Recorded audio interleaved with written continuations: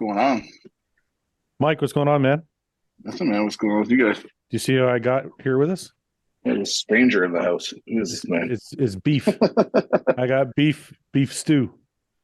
Got Not the throwing me winner of the off, New York dude. Pro with us already.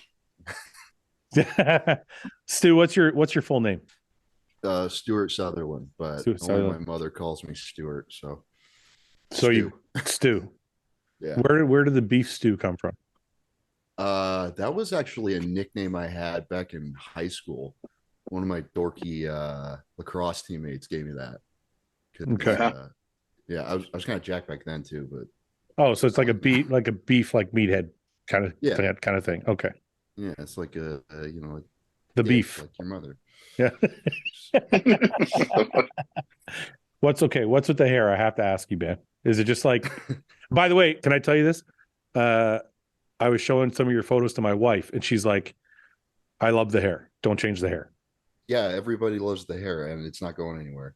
Um, Honestly, like it started out as a joke, as like because no offense, but like most bodybuilders are bald or Yeah. balding.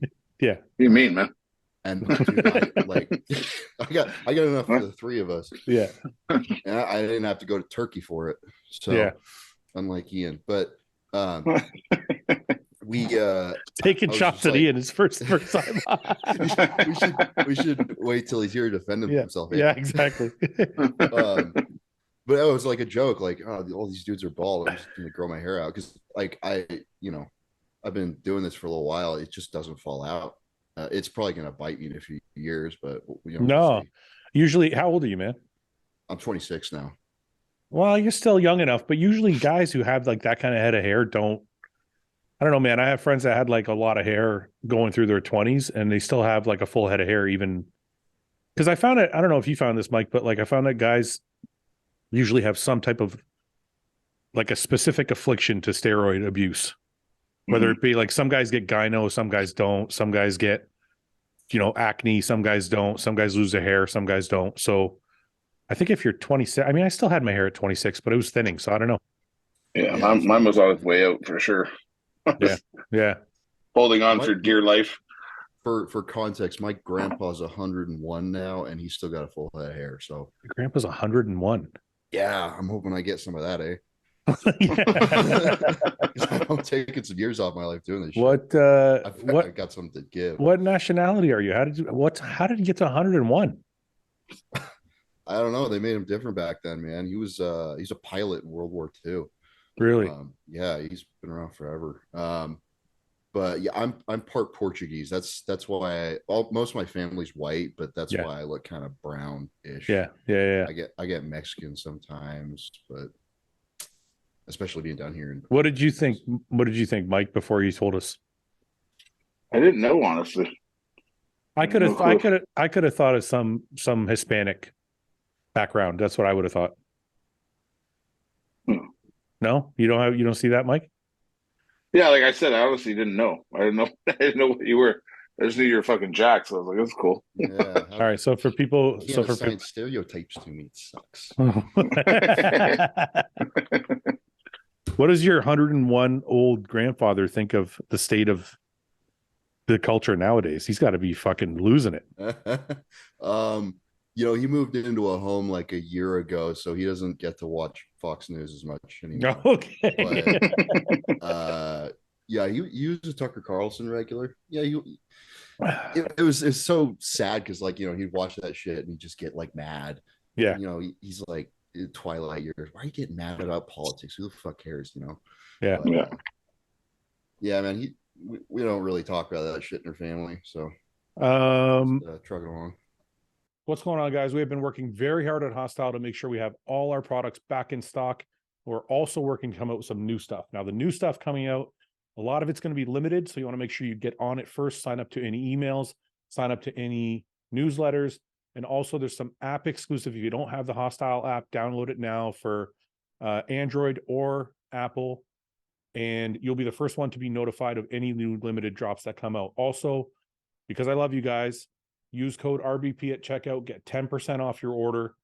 And I'm going to take you guys to the website now. Check this out. This is the homepage. The Bloodshot Watermelon is back in stock. Here is the Unlock app exclusives tab. Shop now. Go ahead, use code RBP and support our brand as we keep growing and keep making things better for the bodybuilding community. Thank you guys very much.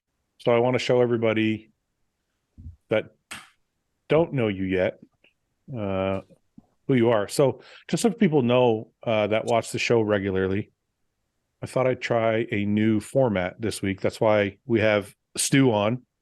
We thought we'd do like add a guest to the mix. I don't know where Iain is though. He's supposed to be here. He's finishing his dart. Probably. Have one last smoke. Yeah. It's going to be a 3 hour break for him. So my dog. For people who don't know Stu, this is his Instagram. And if you're listening on audio, it's beef_Stu STU_97. So you won the 22 USA's? USA's, yeah, in Vegas at the end of July. How heavy were you here? Like 246. How tall are you? 5'8", but like 5'10" with the hair. Yeah. 5'8" there. Yeah. 5'8", 246 is good, man. That's a fucking big boy. And look like you're in good condition. It was good, but not like pro good. Yeah. You know, there's some stuff that I didn't really like drug stuff that, you know, we didn't implement at the end of that prep that probably would have made me a bit harder. Yeah. That I'm gonna be doing this year. You know, I think the fat was off me. I just could have gotten a little drier. Yeah. But, yeah. And then I went to Tampa and fucked up. No, well, I saw you in Tampa. I thought you looked really good in Tampa. I was because I was there. I saw the whole Akeem and Kamal, you know, thing going on, and I saw you there, and I'm like, I said to somebody, "Who the fuck is that guy?" And I remember you kind of standing out, but I remember you being like a little bit out of shape. And I think somebody told me that it was a last minute decision for you. Yeah, well, so it kind of was. You know, I got off stage and, you know, Steve comes and talks to me. The first thing he says, "Do New York." I was like, "Okay, I'm doing New York." Wait, say that again. Say that again. Do New York. That's all he says. Just like that. And I was like, okay, what do you think about doing Tampa? I you know, somebody was going to help me pay for it for the trip and stuff. So I was like, you know, why not? Kind of wanted to see what I look like next to the big boys. He was like, yeah, sure. You know, why not? So I dude, like Wednesday morning before I flew out, those were some of the best check-in pictures I took all prep. You know, I thought I was going to look a lot better by the time I got to Tampa, but when I got there, for one thing, I got COVID in Vegas. Everybody got fucking COVID at the USA's. Yeah. So it was like about Thursday, Friday night, I started to like not taste anything. I was starting to cough and shit. I had hardly slept in like 2 weeks at that point. And so I was pretty stressed out. But the final straw, because like the night before I was looking pretty decent, and then I got to carb up really hard, and so I was using like a lot of sugary stuff, you know, Rice Krispies, you know, a couple muffins and stuff, but I wasn't salting it. Yeah. And I just like I was backstage, I was pretty chilled out, but like I was trying to pump up, and there's just nothing happening, and I just didn't have any salt in me. I didn't like cut or anything on purpose. I just forgot to salt the sugary stuff because, you know, why would you? The lesson learned, and you know, I couldn't get filled out, and you know, it wasn't like a watery soft. It was like a flat soft, if that makes sense. Yeah. So this is Tampa. And, yeah, in Tampa. And I went and ate some potato chips after prejudging, and it was a little better at finals. But you were, I think you were 7th in Tampa. Correct. Yeah. I think if your condition was on, though, I could have seen you in the top 5. Yeah, maybe. It's just frustrating, you know, because like that's the debut crossed off now, and I made that mistake, and no one cares. I do. No, but like you're not. I guess you're not gonna. Is what I'm saying. Like, I'll put it this way. So, my pro debut was a week after I got my pro card, and I totally wasn't ready to do it. I was like, But Chad, I was working with Chad Nichols at the time, and he was like, "Listen, man, just go do it and get, see what you're up against, and that way you know." I went and did it. I took 15th out of like 25 guys, and I was like, "This is shit. I shouldn't be here. These guys are all 20 or 30 fucking pounds heavier than me." Yeah. But it gave me a good gauge, so I took the whole year to grow. And when I went back and Did you turn pro as a heavyweight then? I turned Or a pro super? as a super heavyweight, but I was a small super. I was like 227 or some shit like that. Oh wow, yeah, that's 228. Yeah, I was like 3 pounds over or something like uh, that. So I did the Montreal Pro the year after, and I took 5th. And I beat guys like King Kamali and like some other like bigger name guys. And I was like, okay, I'm happy with this. But what I'm saying is, like, down the road, you start to not give a shit. Like, it's nice to have that like notch on your belt, like, oh, I was in the top 3 in my first time out or whatever. But like, you're 26. When you're 32 and you're winning pro shows, no one's gonna fucking care, right? Like Samson won the Arnold, and he struggled for like the first 2 years of his career or 3 years of his career. Nobody even knows. Nobody even knows. Samson's like, a favorite to win the Olympia now. So I know it's like a cool. I'm not Nigerian, but Oh. thanks. Yeah, I mean, more than anything, it was like, at this point, like, and still actually, I consider myself like just a fan, So I'm watching all these pros that I've been following for years, and they're like, 5 feet away from me backstage. I'd never even been to a pro show at this point. Yeah. The week before, I'd never been to nationals, so this was all like super crazy to me. Yeah. Akeem is like 3.5 feet thick, front to back. I know. And dude, Quentin is just such a giant human. He takes up so much space just standing there. And then he poses, it's like twice as big. Oh, I did some weird shit backstage with Kamal. So I was talking with Kamal's super cool, and I was just talking for a little bit about just bodybuilding, whatever. And I was like, I know this is weird, but can I pinch the skin on your abs? Because he gets so conditioned, right? Yeah. It was so fucking thin, dude. I'd never seen anything like that in real life. Mike, you ever ask anybody to pinch their ab skin? No. Did anybody ask? Not yet. They definitely never asked me either.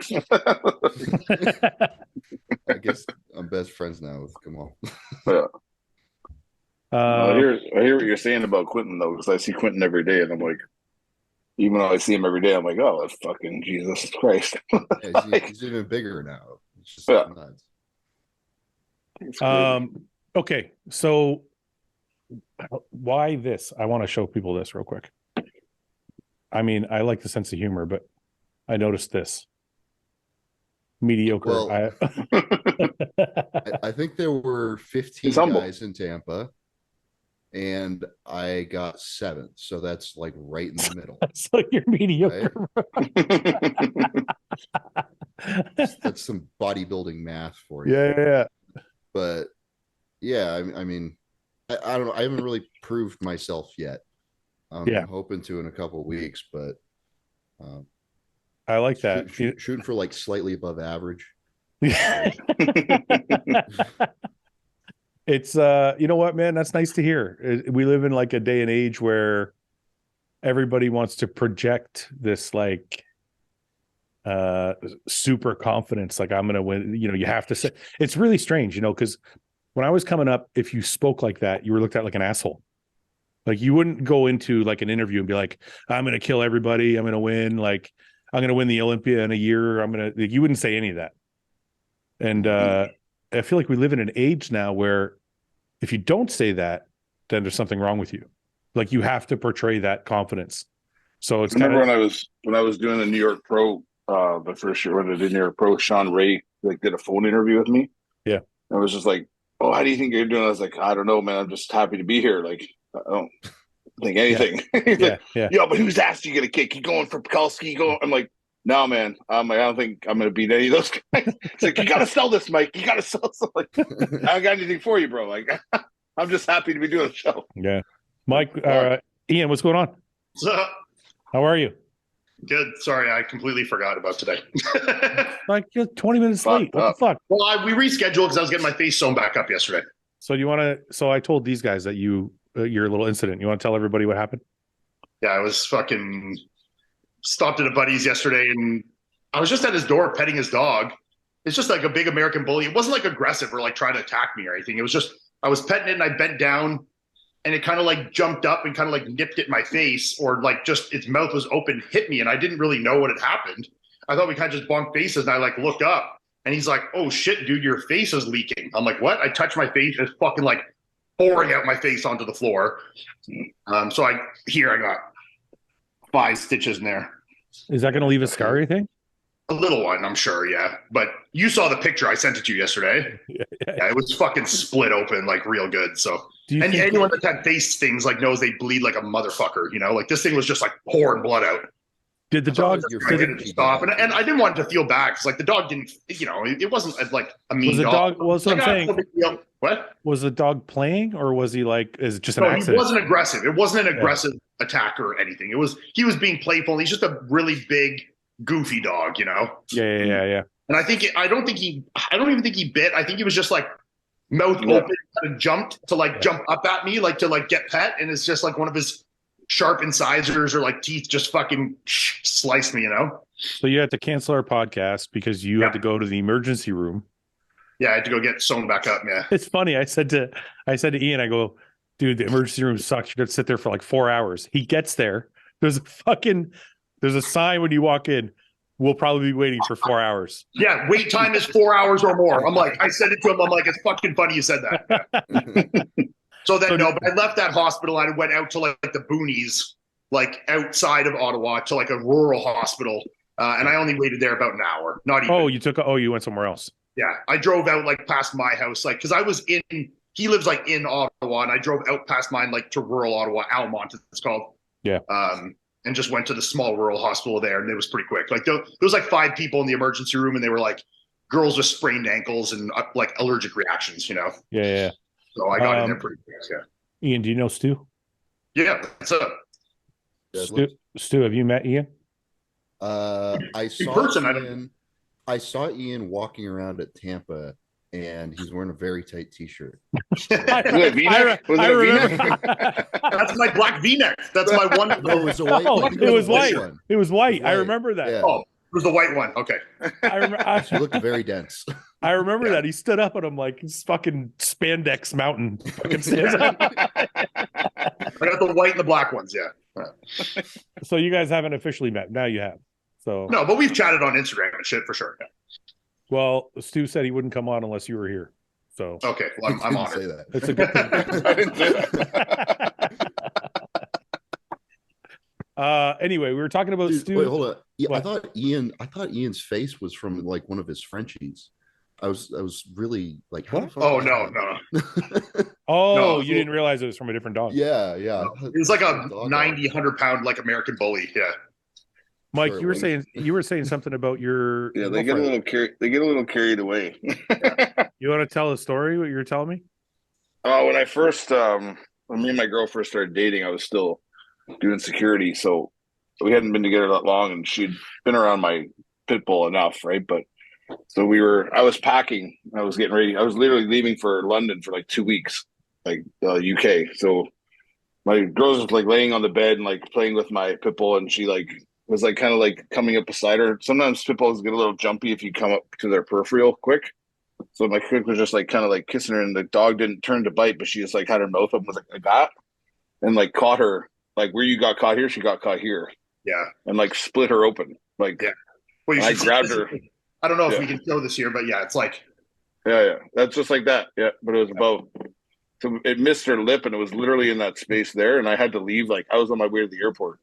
And I was like, what the I'm like leaving her with my dog for like 2 weeks, just like terrified of the fucking dog. So I know people just got those sutures and closed them. I know people are going to probably roast me for this, but it's one of the reasons why I never got a pit. I just feel like they can like snap at any moment, and it's way more damaging than any other dog. Yeah, I mean, it definitely wasn't a snap. Not yours. Yeah, not yours. Yeah. But they get excited, like they can get excited, but they don't know how big and strong they are. Yeah, they're like big, dumb, fucking like, yeah, kind of like us. Yeah. Us with sharper teeth. Yeah. Stu, do you have any dogs? I wish, man. I really want to get doxies, like What's a wiener dogs. doxy? Oh, wiener dog. Dachshunds. Yeah, yeah. Why? Because they're little and they make you look bigger. Remember Luke sounds had, like Luke's. That Luke sounds had like Wicket? Yeah. Luke's theory. Yeah, yeah, yeah. So why don't you have one? Do you live alone? We don't know anything about No, you, so this is going to be. I live with my girlfriend. She came down here from Oregon a little bit ago, same as me. But like we're in an apartment and like there's just no room for it. Where do you live? Phoenix, Arizona. Okay. Hey, I was thinking. We're thinking about moving back up to the Northwest because you're up there last weekend for the Emerald Cup. I was guest posing up there, and my family lives there, so we're just staying at home. And dude, it is so pretty up in the Northwest. Yeah. I didn't even realize I hadn't been back in like a year. Yeah. And you go from like dirty, dusty shit here, freeways and strip malls to like The everything's forest. green Yeah, and beautiful and like so I've me and my girl Megan, we both kind of fell back in love with the place and we're trying to get ourselves back up there. It's funny you said that. I was thinking about because I've been thinking about moving to the States for a while, at least getting like a winter home. And I thought about Arizona because it's like it's warmer there, and I wanted somewhere I could ride my motorcycle year round. But the more people I talk to, the more people are like, "Don't move to Arizona." So 5 years ago would have been a good option because it was cheap back then, like 7 years ago. But it's just as bad as some of the West Coast cities now. Really, eh? Like you go to Scottsdale or like nice parts of Tempe, the places where you'd like want to live. What do you think about Vegas? Because you're not far from Vegas, and it's a big bodybuilding community there. Yeah, I was actually thinking about that too. I was asking Nick like what he thought about it. He loves it there. Yeah. And the company I work for has got a branch over there. And I asked him like, can I transfer over there? Because I could do the shit that I do from like anywhere. And for some reason they said no. So what do you do? It's kind of like construction management kind of shit. So my company sells like specialty pipe supports and like construction material to construction contractors. And there's a big Intel semiconductor fab here. That's why I came down from Oregon to work down here. So it's boring as hell, honestly, but it's a desk job. How long you been doing that for? I've been out of school for like 3 years now. Previous to this company, I was doing other construction management stuff though. So Ian, you want to hit him with a bro chat question before we move on to more serious shit? What kind of question? I feel like we should for we'll get there. You gotta initiate him. Every three serious questions. Dicks for hands or feet for dicks. That's what the end of the episode's for. Okay. So things get weird. How long you been with your girlfriend? Shoot, she came back down here in we knew each other when we were up in Oregon, but she came down here in September, so it's like 8 months now. That's it. Yeah. New relationship. Relatively, yeah. But she's been so awesome during this whole prep. Like she won't let me do my dishes. She won't let me do my laundry. She's just like helping me out with all this shit. I'm so jealous. Yeah, I'm confused too. I'm waiting for what's happening, but it hasn't. I'm rolling with it for now. So yeah, she's been great. Ian, would you go back to 8 months together if you could, or go back? Yeah, like if why would I want to lose 11 years of life together? Think about all the banging you did at 8 months. You still do plenty of banging, man. You don't bang that much. You don't bang that much. We have a resurgence. I'm banging right now. He's under the table sucking my dick, bro. No, we've gone in like waves. Like we have. Yeah, I know that. I know you get waves. I know. No, but like longer than that. Not like a month or two, where it's like. We'll have we're in a good sexual feng shui right now, Feng shui. So I would say we're having as much sex as you almost would at the beginning for sure. Yeah. So but freakier sex because we know each other better, Fuck that. Yeah. Fuck, you're a fucking liar. Yeah, tell us more about your Eyes Wide Shut party that she went to. Okay. You can't talk What? Okay. No. The movie you're talking about, man. Yeah. Sorry. There's no fucking way. So you go through peaks and valleys. Well, how long are the peaks? I don't like to say valleys because we don't really have much valleys. It'll be from like normal to excess. What's normal? Once a week? Twice a week. That's not normal for 11 years in. That's more than to me. That's more than normal. Yeah, it depends. If I had to average. No, wait. I'm thinking about 11 years. Yeah, twice a week. You got to date a competitor. Yeah. No, but that's not. She's not competing anymore. She's retired. Yeah, she's natural. She's not. Mike, you've been 4 years. Yep. Sure, that's the number we'll go. I never know when you tell me. I'm like, just yes, a while. Yeah, it's been a while. Edit that out. Every time you ask me, I'm like, I'm in trouble. You got to know the ballpark for fuck's sakes. You like, is it 5? Like, let's go with 5. All right, we'll go with 5. More overshoot, don't under. Decade. Do you have peaks and valleys or no? Yeah, I think like normal, like what Ian's talking about. Depends on like what's going on in life, right? Like, exactly. Yeah. Could be some stress in the fucking each individual person's life. Their kind of mind is somewhere else, but yeah, it depends how much trend I'm on too. Yeah? I'd like to know in the I'd like to know in the comments section. Anybody in the comments section that has been in a 10+ year relationship, what is your average amount of sex? Like, is it once a week, twice a week, 3 times a week, once a month? Like, where are you at? I'm curious. I want to know. I think if you get to that point where it's like once a month or something, like the relationship is probably not long for this world. Yeah. See, we like as we've got older, though, we've like figured each other like out sexually better. You know what I mean? Like we kind of like understand each other better, and we've kind of like grown closer in that way. So like it's changed. It's like it's got different. You know. I don't think Stu's right. I think he's 26. That's why he's saying that.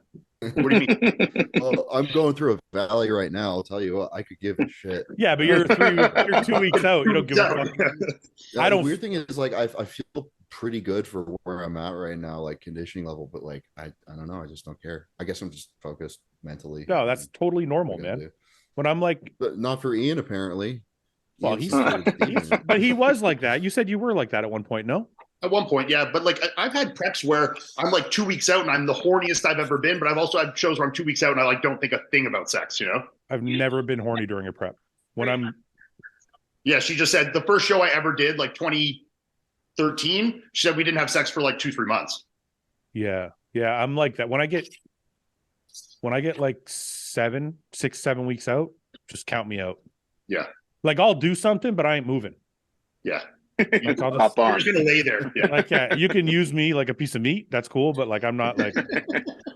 You can get it up. You can have it. Yeah. Start ramping up the electro. It's over. Yeah. That's right. Once you start going with the fucking electro comes in, it's all downhill. Once the fucking anti-estrogens come in, dude, I can't. I got nothing left. Yeah.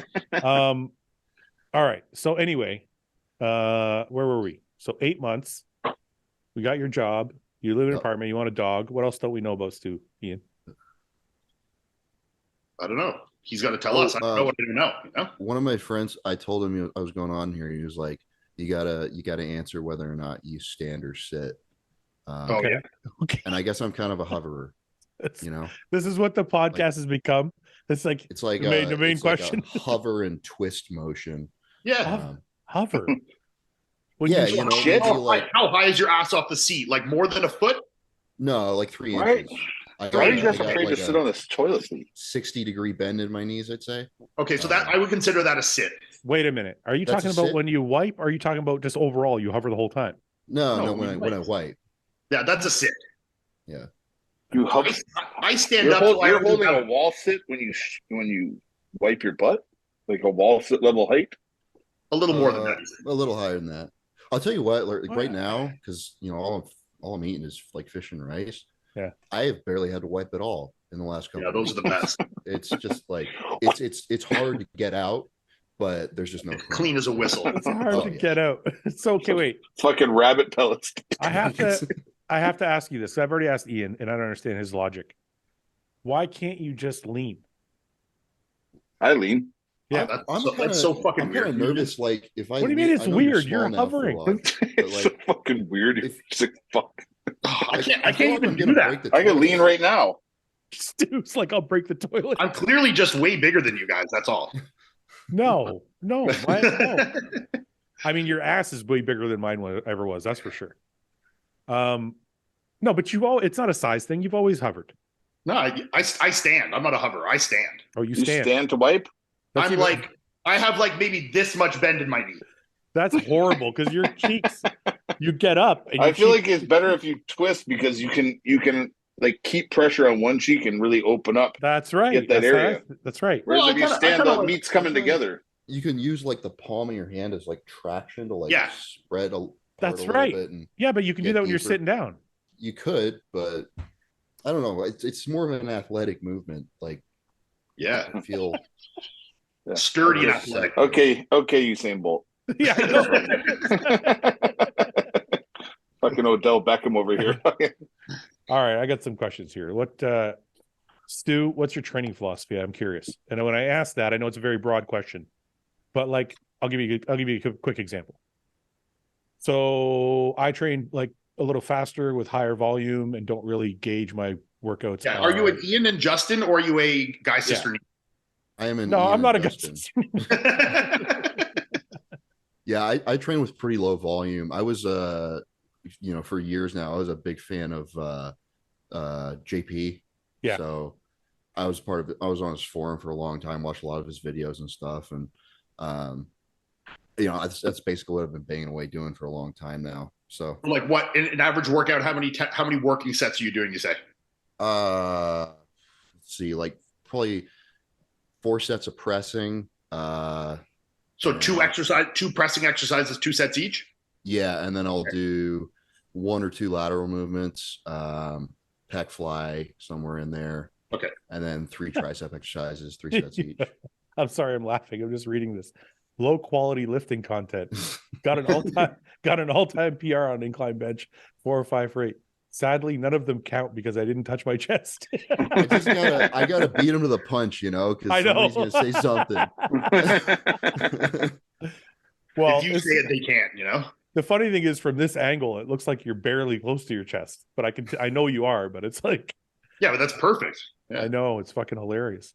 All right, so lifting, but your form isn't as deliberate as someone like, say, Justin. You still have like a pretty. No, I don't have that much time in my day, but yeah, I mean, it's pretty. No, Justin is like so satisfying. It's to watch him train, right? Yeah. But like, I'm moving quicker than he would here, but he's, I'm not bouncing out of the hole on these. I feel like you're like me. Like you're I'm not quite as deliberate as Justin, but I'm not quite as quick or loosey-goosey as Fouad and Guy. Yeah. I don't think I'm loose. Well, that's not true. I have moments, but I don't think I'm as loosey-goosey per se. I think I'm just more, I move faster. I just want to pick on you a little bit, but yeah. No, it's okay. I'll take it. No, but I don't think it's not true. I think but let me ask you this. And Mike, you can probably answer this. If I'm doing, let's say I'm moving a little faster, right? But I'm doing 10 to 12 reps, or I'm moving slower and I'm doing 6 to 8 reps. Is there really a fucking difference? I think the only difference. I asked Mike. I think the biggest.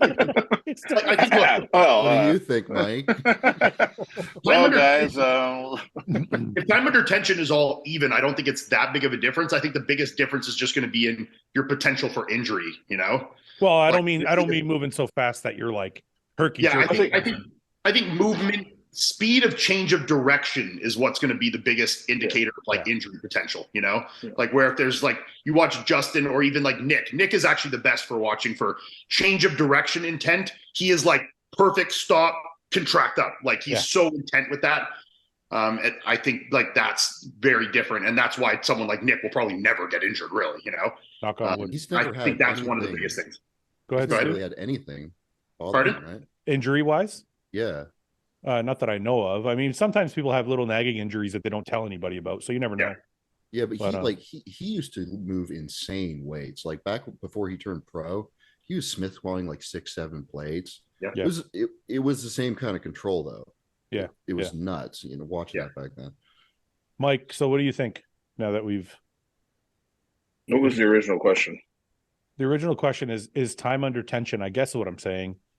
If you're doing the same weight, 10 to 12 reps with a certain rep speed, or 6 to 8 reps, and you're being a little bit more deliberate.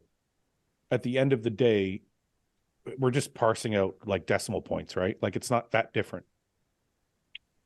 Yeah, I mean, I just think the tempo you keep and the pace that you keep, and like Ian was talking about, like your deliberate motion out of, let's say, the hole, for a better lack of a word, is just going to determine how well you're connecting with things, right? So whatever your intent is for that, then I would assume that you'll be training in a way that's conducive to that. So my thought process has always been, and I'm not like deliberate like you guys, but I've always been in control on my negatives. Yeah, I feel I'm a guy who believes in, like, especially on certain things, a little bit of a quicker negative. Maybe not the whole negative is like this fucking boom to the bottom, but it's like the release might be quick and then the slow down tempo might be get out of the bottom. Yeah. So there's more of like a reflex or like a recoil out of the bottom as opposed to like a and then move type thing. Yeah. Kind of like Stu was squatting on that hack. So. Okay, let me take a look. I just want to take a look at this because it was got a lot of attention. You recently guest posed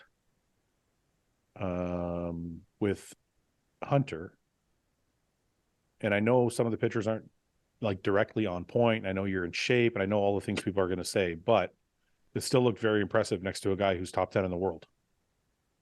Look great. So how did you feel about this, being next to Hunter and seeing these shots afterwards? It was felt good.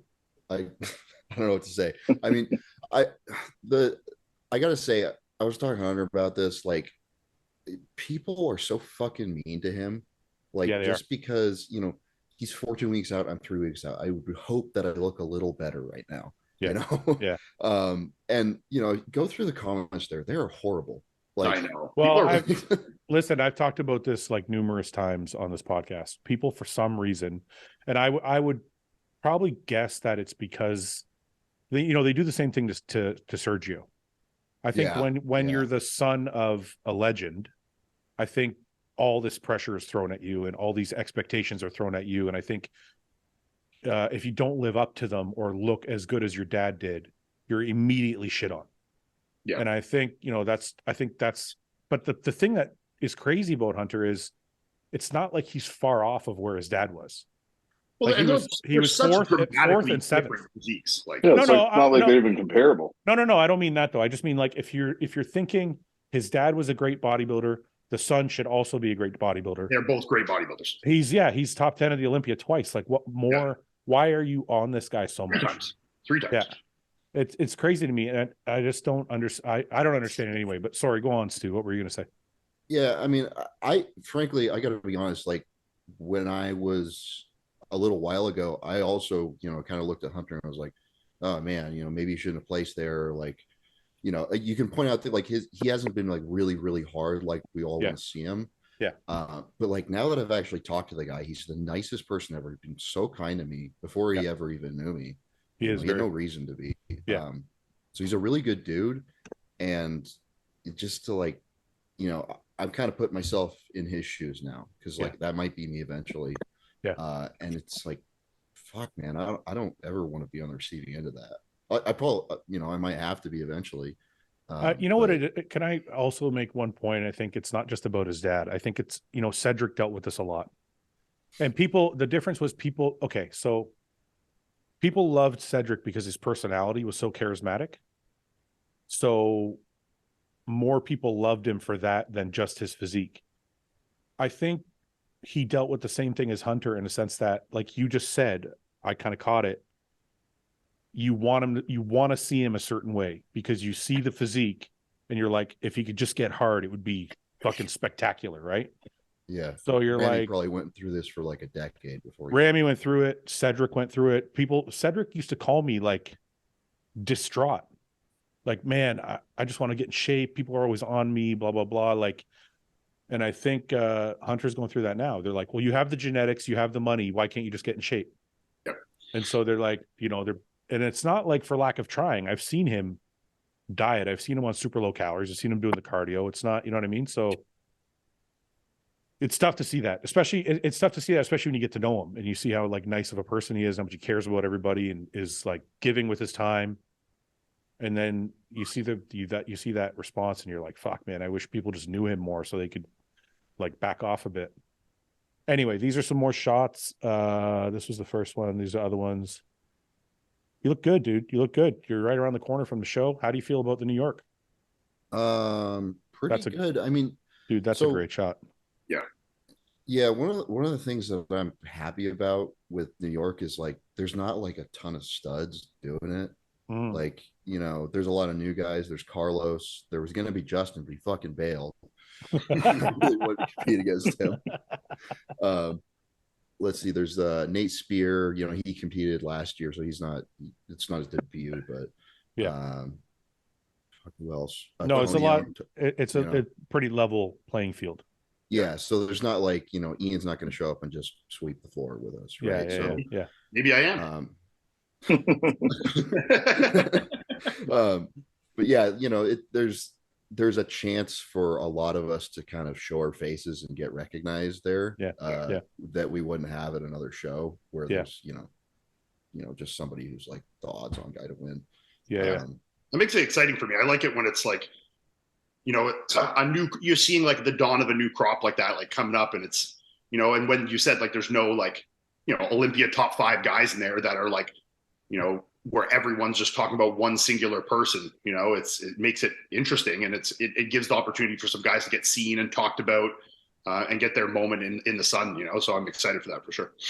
What are you? I mean, we're inside of 3 weeks out, and like, I still don't really know everybody who's doing it. I've got a list that on my whiteboard at work that I've been trying to keep track of it. But I mean, Sergio might jump into it, you know, if he can make it over here.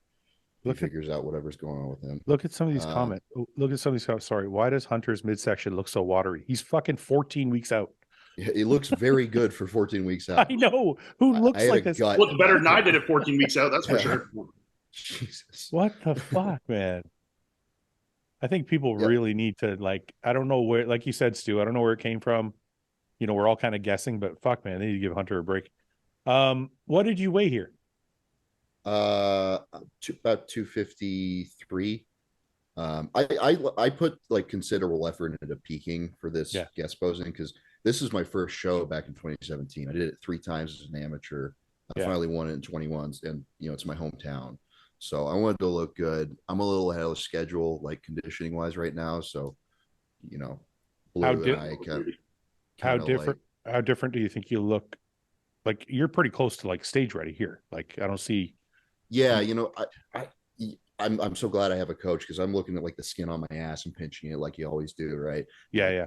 Man, this is kind of what I looked like a week out last year, but there's finishing touches, you know, drop certain drugs out, or add stuff in. I can feel like, you know, my joints are pretty unpadded now. Training is still going pretty good, all considered. I don't feel too bad, like physically, mentally, and stuff. But yeah, I'm really close, and you know, I wanted to look good here, so I wanted carved up and kind of peaked for it, and I'm happy with how it looked up there. I wanted to show another. I will not look that good at your show, Fouad. I'm telling you that now. Yeah, you are. Yes, you are. What are you talking about? You're going to be like 2 weeks out. 3 weeks out, I'll be the same. Yeah, you're going to be incredible. I can't wait. You better not be. I'm not. If you show up out of shape, I'm not paying you. What if I show up really lean and really flat and small? You're getting paid. If you don't look good, I'm not paying you. Okay, that's fair. Okay, let's take a look. I wanted to take a look at some of your competition that I could think of anyway. This is Eric Wood. Sorry, 1 second here. I'm having a little issue. I just gotta say, Eric is a very handsome young man. He is. Really? He's in great condition. Good looking dude. What do you think? Is he handsome, Mike? Sure. He's in great condition too. Like he put up a most muscular the other day that looked pretty fucking freaky. Bro, he could be a model. Look at his Mike, you don't sound convinced. It's not my type. What is your type? I don't have one. More tattoos. Yeah. No head tats, forget it. Yeah, he looks good. Is he a model? I don't know. I never looked at him that way, but I guess look at this guy here. Yeah, this is great. He's structurally really wide. Like his shoulders. Once he puts on a little more on those legs and the sweep on those legs to match that upper body width, he'll be good, man. He's a big dude, so how old is he's he? my sort age. of fill He's in there, but 26. he's He's 26. obviously get in shape, you know. That's fucking crazy for 26. He's working with Patrick too, eh? They did a good job together. Yeah. This is I think really he's nice. like mid 240s or something. Yeah, this is fucking better than I was at 26. Yeah, Chinese GH. Ian, you're right. I think a little bit more on the legs. I mean, it's weird because Yeah. some shots you look and you're there. I actually think it's more thickness in like the adductor and hamstring that will fully complete the leg. Yeah, he like from the back, his adductors are weak, and I'm saying that as somebody with shitty adductors from the back. Well, respectfully, anyway. I mean, we're breaking down physique, so we're not like, but he's incredible, right? Everybody has a weak point somewhere, but he's got a very, very nice structure, and his conditioning looks like it's on point. How tall is he? Do you know? Assume most bodybuilders are 5'8". I don't know. Well, he can't be insanely tall because he's 243, so it's not like he's going to be 6'1", you know. But he's put on a ton of muscle since he turned pro up in North. I think he was saying he'd put on like 15 or 20 pounds. But you know what? Ian, he was a heavyweight there. He was a small heavyweight there, and he's way bigger now. If you look at this physique and you're like, with the right amount of muscle, this structure is pretty fucking incredible. Really good. Small waist. Put a bit more on those legs, a little more on the arms. Lats are great. Chest looks good. Midsection's nice. His back shots look good. Yeah, but like, you know how we do like a rate your physique and we're like, oh, you're missing this, you're missing that. This is like everything looks pretty even. It just needs more of that. Yeah. He's got this crazy Christmas tree in his back double. Yeah. If you can find it. That's a nice front relax too. I like that. It's a very, very nice front relax. It's like a fucking. He's gonna look way more impressive in a lineup because he's just so wide. Yeah. Good for him, man. That's good. Yeah, I agree with Ian, man. It's nice to see like a new crop of guys coming up and like really trying to make a name for themselves. We have Carlos Thomas too doing it, don't we? Yep. Yeah, you're not going to be able to fight his IG. He's gone to ground. Yeah. I found his IG. Oh? But there's nothing on there's nothing. Yeah. But we'll go with this because there's enough muscle here. Yeah. To even if he didn't put on any muscle from this point. Yeah, well, where he needs the muscle is on the back shots. Like obviously he's got fucking crazy legs and arms and chest. Mm-hmm. His back was where he was missing a little bit. But yeah, I mean, he's a big boy for sure. Side of the leg looks nuts. I've been saying this for weeks now. If Carlos is peeled, everybody's fucked. But I don't know what he looks like. He's doing the Dorian thing. Isn't he also working with Patrick? I'm not sure. No, he's working with Cash Goodry. He was working with Patrick up until like 2 weeks out last year, or for the Nationals, and then things went sideways, and he. Yeah, you can see the back a little more, but yeah, I was just looking. Oh, that pose doesn't look finished, but yeah, the back definitely looks like it needs some help. But if he's shredded, I don't know if that back will be enough to cost him the show. What do you think? What do you think, Ian? Then you got what's the? I always forget this guy's fucking name, even though I like his physique. The fucking cereal company guy. Oh, Ross. He's Ross. Going to California. Ross. Oh, he's doing Cali. He's not doing New York. Yeah, he's doing Cali and Toronto. He's not. Okay, I knew he was doing Toronto with me. I thought he was doing New York and then Toronto. But I want to take a look at his physique anyway because I think he just posted some recent shots that look really good. It's great. This is Ross's most recent update. This is fucking crazy. Yeah, that's the roundness is really cool on that side. Like everything, the calves, like every muscle here is like, yeah. And I generally don't like it when guys lift their shoulders like that when they pose. Like, see how he's like lifting his shoulders upwards? Yeah. But it looks good on him. Yeah, it looks good. Yeah, because it makes him look kind of like round and compact. It looks nice. Yeah. That's a good back double, man. He's really fucking made some big changes from last year. Yeah, it's very detailed. Good for him, man. All right. Ian, what's going on? You're 4 weeks out? 5 weeks out. Are you shredded yet? No. How much do you weigh? 270, low 270s. 272, 273, 270, somewhere in there. It ranges, It doesn't even feel like you're doing a show. I don't even want to ask you questions. You're just like, yeah, I'm dieting. Man, you know how many goddamn shows I've done? Like, this is like been my job for a fucking decade. You know, like this is just business as usual for me. But no, I never got to that point. Like, Fuck you, look, Mike. I have preps that are hard. Why are you laughing? Wait. Why is that? I was just laughing. What are you laughing at, Mike? Nothing. Did you get to that point? No, I didn't compete long enough for it to ever be business as usual. I was just like, every time I did it, I was like, fuck, when's this going to be over? Look, I have preps that are harder preps and easier preps, and you know, like ones that are harder for me to get in shape and easier, and ones that go smoother and mentally easier and harder. And they're all kind of like, you know, they're all a little different. Obviously, I mean, life is different at different times, and you know, they all have their different, you know, aspects and stuff. But I mean, at this point, like I've done so many fucking preps of just doing cardio and eating my meals and training, and like, you know, I mean, there's not much difference from one to the other, you know, until you get into the last week and you're either in shape or you're not, and you either peak right or you don't, or you win or you don't, and until then, it's all kind of the fucking same shit, you know. Dude, do you feel like that? Are you at a point? I mean, you obviously haven't done as many shows, but are you at a point now where you kind of roll with things?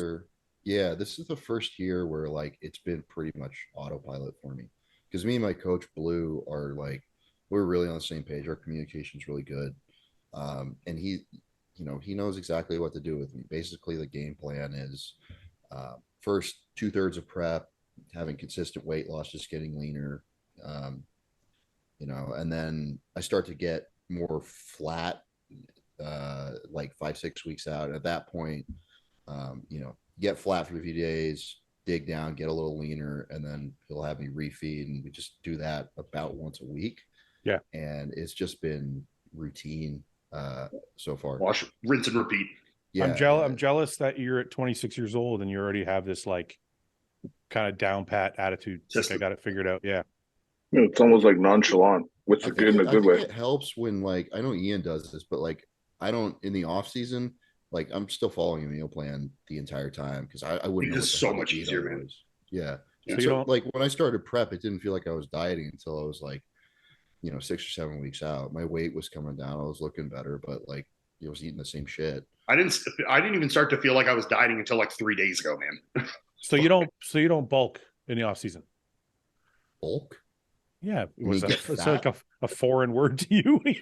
Bulk? Bulk? What the fuck is that? Well, like, is it like a Fouad bulk or like a proper off season? I don't know where this reputation came from. Well, I'm pretty lucky. Like I don't get fat very easy. So I mean I got to force feed myself pretty hard, but like. Yeah, see, me and Stu are limited by our stomach, where Fouad's stomach is unlimited. You wouldn't have to force feed yourself if you would eat the McDonald's because it tastes delicious. I do it from time to time. I got to go to. How often do you cheat in the off season? Like once. And can we just say something just for the record, please? No. Fucking defensive. No, listen, because obviously I'm retired, so I act like an asshole now with food, but. When I was in the off season competing, I had a meal plan. I just would cheat a couple times a week. Yeah, it's not that it's foreign to me. I understand what you're going through. Yeah, I would get 3 good meals, 3 bad meals every day. Yeah, that's all. You went by the 50-50 rule, you know? It was 80-20. It wasn't 50-50. 80-20. Okay, sorry. 80-20 was basically my off season. Anyway, you have a pretty good appetite though, Fouad? Yeah, I love to eat. Okay, yeah, that helps a lot. You know, because like. I don't really want to cheat on my diet. I'd rather just force down more chicken and rice because I can't be bothered to go to McDonald's and get food. Uber Eats. I'm cheap bastard, man. Man, we're so different. You're like, I'm cheap. I don't like food. I'm like, I like this. Mike, what are we going to do with Stu? We can still be friends. Of course we can. It'll come to the dark side soon. Don't worry, man. Just give it some time. Of course we can be friends. Look at me and Ian. Me and Ian are best friends, and he fucking is the total opposite of me. Yeah, I like McDonald's, bro. We connect on that. Well, but you barely eat it. But I still love McDonald's. You know, what's that, Stu? What's your go-to at McDonald's? Who, me or Ian? You either. Well, it's like probably 4 or 5 sandwiches. Ooh, which ones? Well, it's like big ones are dollar menu. Like Big Mac is the base. Sure, yeah. We do the same order, I think, though. Then you got to have a McChicken, just because I like the McChicken, and then 2 double cheeses. 2 double cheeses, but I also like to throw in a sausage and egg McMuffin. Yeah. Fucking ordering McDonald's right now.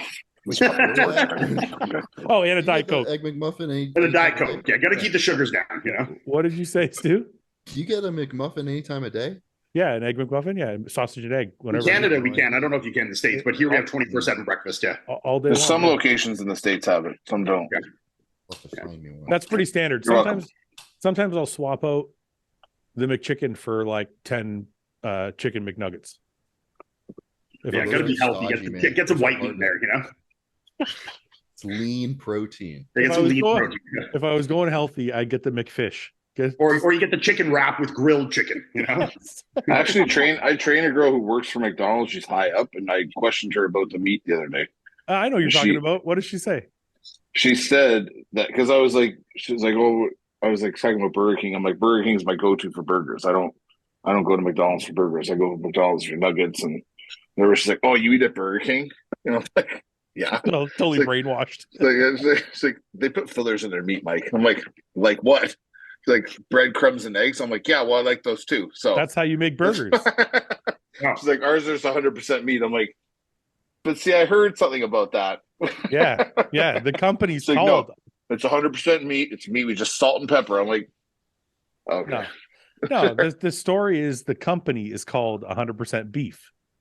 I think that's how they get you.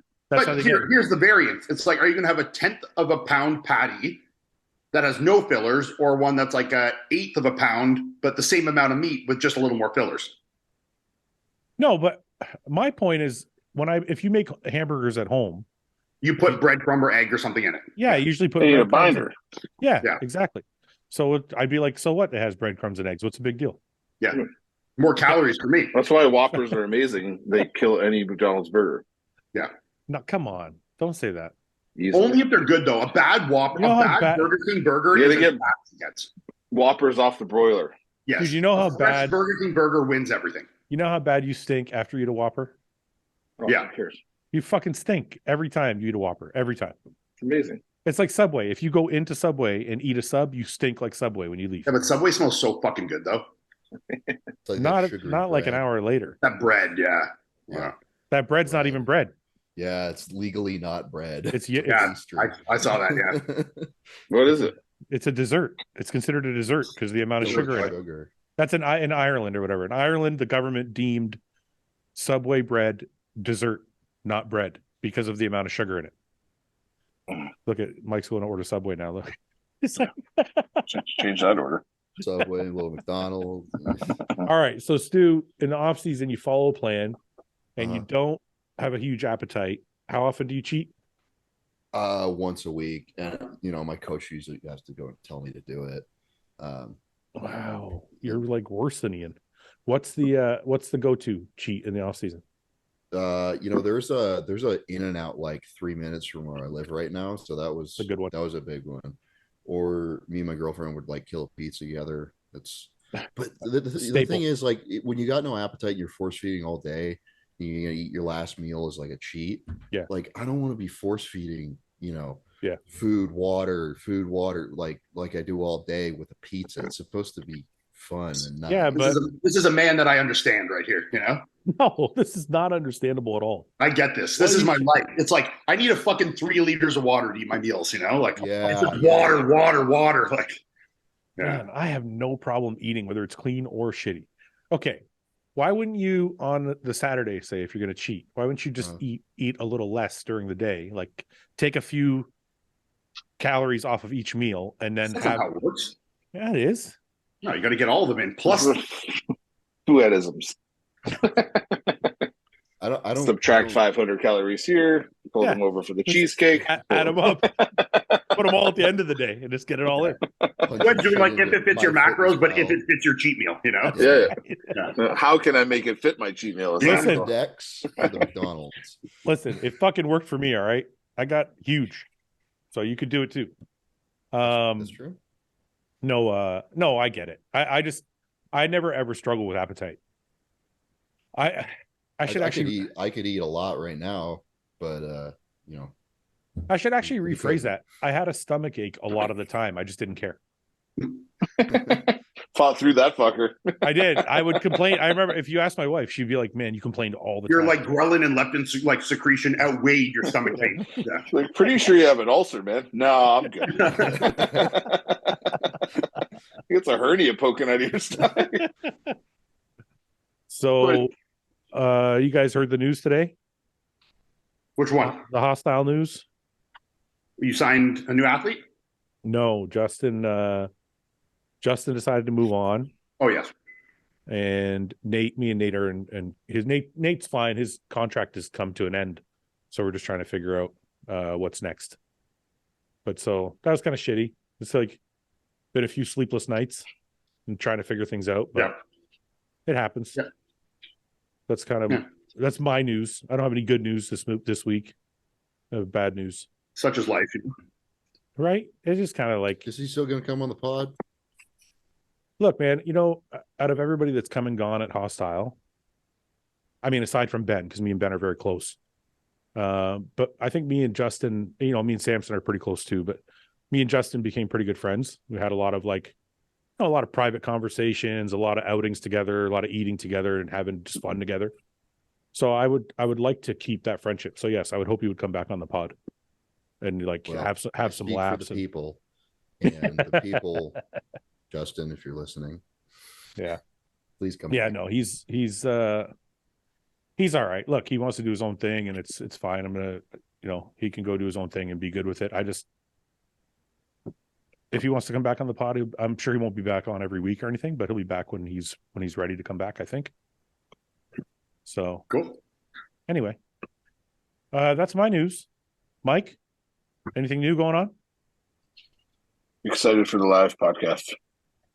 What? Yeah, Guy's coming. I didn't know Guy was coming. I forgot about the live. You know what? Mike's a better marketer than I am. We're like live. May 13th. I actually gave you a plug. I filmed a YouTube video today, Train Chess, and I gave you a plug-in to tell people to go buy tickets and everything. Did you? I did, man. I appreciate it. I'll take my commission later. I'll make sure we give it to you. So whatever your guest posing fee was, we'll add like $100. $100. No, you got to add 10% of total ticket sales. 10%. So bring you a carton of smokes. 50. Yeah, give me a carton of fucking Belmonts. Yeah. You want a carton of Marlboros? No, give me some good. Get them the bellies. Get them the bellies. Yeah, there's some nice Benson Hedges or something, Should we smoke during the podcast? It's your show, man. You're making the rules here. So me, you, and Mike, and Paul. Guy's the only one who doesn't smoke. We'll make Guy smoke. We'll peer pressure him into smoking. I'll make Guy smoke a cigar. Oh, we'll make him smoke cigarettes like a real man. The least he can do for not getting his fucking nipple pierced. What the fuck, belly button pierced? That's true. We're gonna make him. That can be. You should have to do it live. I could bring a guy. He has to chain smoke half a pack. You know what? We won't tell him, and I don't think he'll watch this. Anybody watching this, don't let Guy know. Yeah, that's out of the fucking bag. No chance that's happening again. No, they won't tell him. The minute this goes up, Guy. Yeah. No, they won't tell him. I have faith. Bring your piercing guy, and we'll make Guy do it. We'll hold him down and just make him do it. I'll do it. I've pierced nipples before. I'll do it. I'll do it on the show. Love to hear. I'll actually pierce Guy's nipple. I'll bring the shit and we'll do it on the show. That'll be good. Did you pierce? Yeah, just friends, I remember I actually remember distinctly like the first one I ever did was.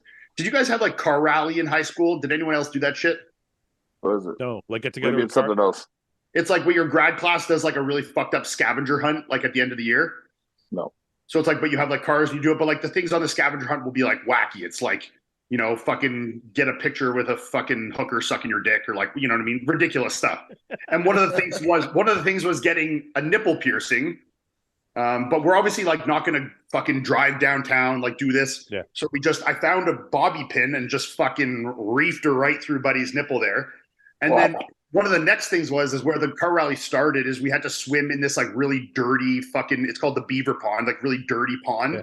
Yeah. And the guy that decided to do it for our team was the one who had just got his nipple pierced. So he's swimming fucking freshly. Yeah. I mean, that was just like infection waiting to happen for sure. Yeah. Well, it was probably that was the first one. I pierced Melissa's belly button for her too. I've done that too. It was probably an infection when you just took a bobby pin and decided to pierce his nipple. Well, I took a lighter to the bobby pin first, at least. That's medical. Yeah. That's medical shit. Like, fine. He watched nice it. He watched it in he watched it in a Rambo movie. He's like, yeah. This works. Okay, so Mike's right. May 13th, anybody in the GTA live podcast, Mike, Ian, Melissa, Paul, and Guy is coming as well. We're going to be on stage shooting the shit. We'll take some questions. We'll have a good time. It'll be fun. That is, when is the New York? You cut out there. What did you say? May 20th. May 20th. So it's the week after. Oh, I'm going to be there. What am I talking about? I'm going to be in New York. I thought you were. Yeah, that's right. I got to go. I totally forgot about that. I got to go to Aries. Well, I got to go to the Bev's gym appearance with Samson on May 18th, then the New York Pro May 20th, and then the Aries Nutrition appearance in his new location in Philly on May 21st. You're going to go to New York Pro. I'm going to go to New York Pro. I totally fucking forgot. I can't keep my days straight. You're just so fucking busy, man. Just hustling. Ian, mogul. I'm telling you, business mogul. You know, you guys can suck it. I actually am busy. Setting CEO. Look at this guy go. Smoking cigars. Private jet flying. You know what, man? You're so important, man. I'm not important, but I am busy. I'm just fucking with you. Fuck you guys. Are you texting right now, Mark Cuban? Yes. Fuck you guys, man. I am busy. A private plane. We got a lot of shit on the go. Fueled the jet. We started his jet just to go to the gym tomorrow. Go find McDonald's run. I'm actually looking for questions, so we get to do some questions. All right, Stu. Yes, sir. How many times do you shower before changing your towel? I don't know. My girlfriend does that. One of those guys. Yeah. Like the pimp glasses fall over his face. I think it's once a week, but I really don't pay attention, man. How often do you change yours, Fouad? We've had this conversation. This cigar keeps going out. Fuck. I was the one who got shit on the most because I was like seven showers probably. That's not that bad. I do more than that for sure. Like I don't think so either. Yeah. It's like if you shower twice a day, it's like fucking what, 3 or 4 days? I mean, I'm also clean when I get out of the shower. That's the point of the shower, you know? I'm not like wiping my dirty body with my Where towel. were you when I was having this argument? I was on with like I don't know. Maybe I intentionally just went against you just because, but I'm with you. I know you do that sometimes. I'm being honest now, and now I'm with you. Yeah. I know you fucking do that sometimes. Oh, I do it all the time. I think down in the desert, I don't think you need to wash them as much because shit dries out quicker here. That's true. Oh, so you don't sweat as much. Yeah. Well, you sweat a lot, but like it dries quick. Less mildew.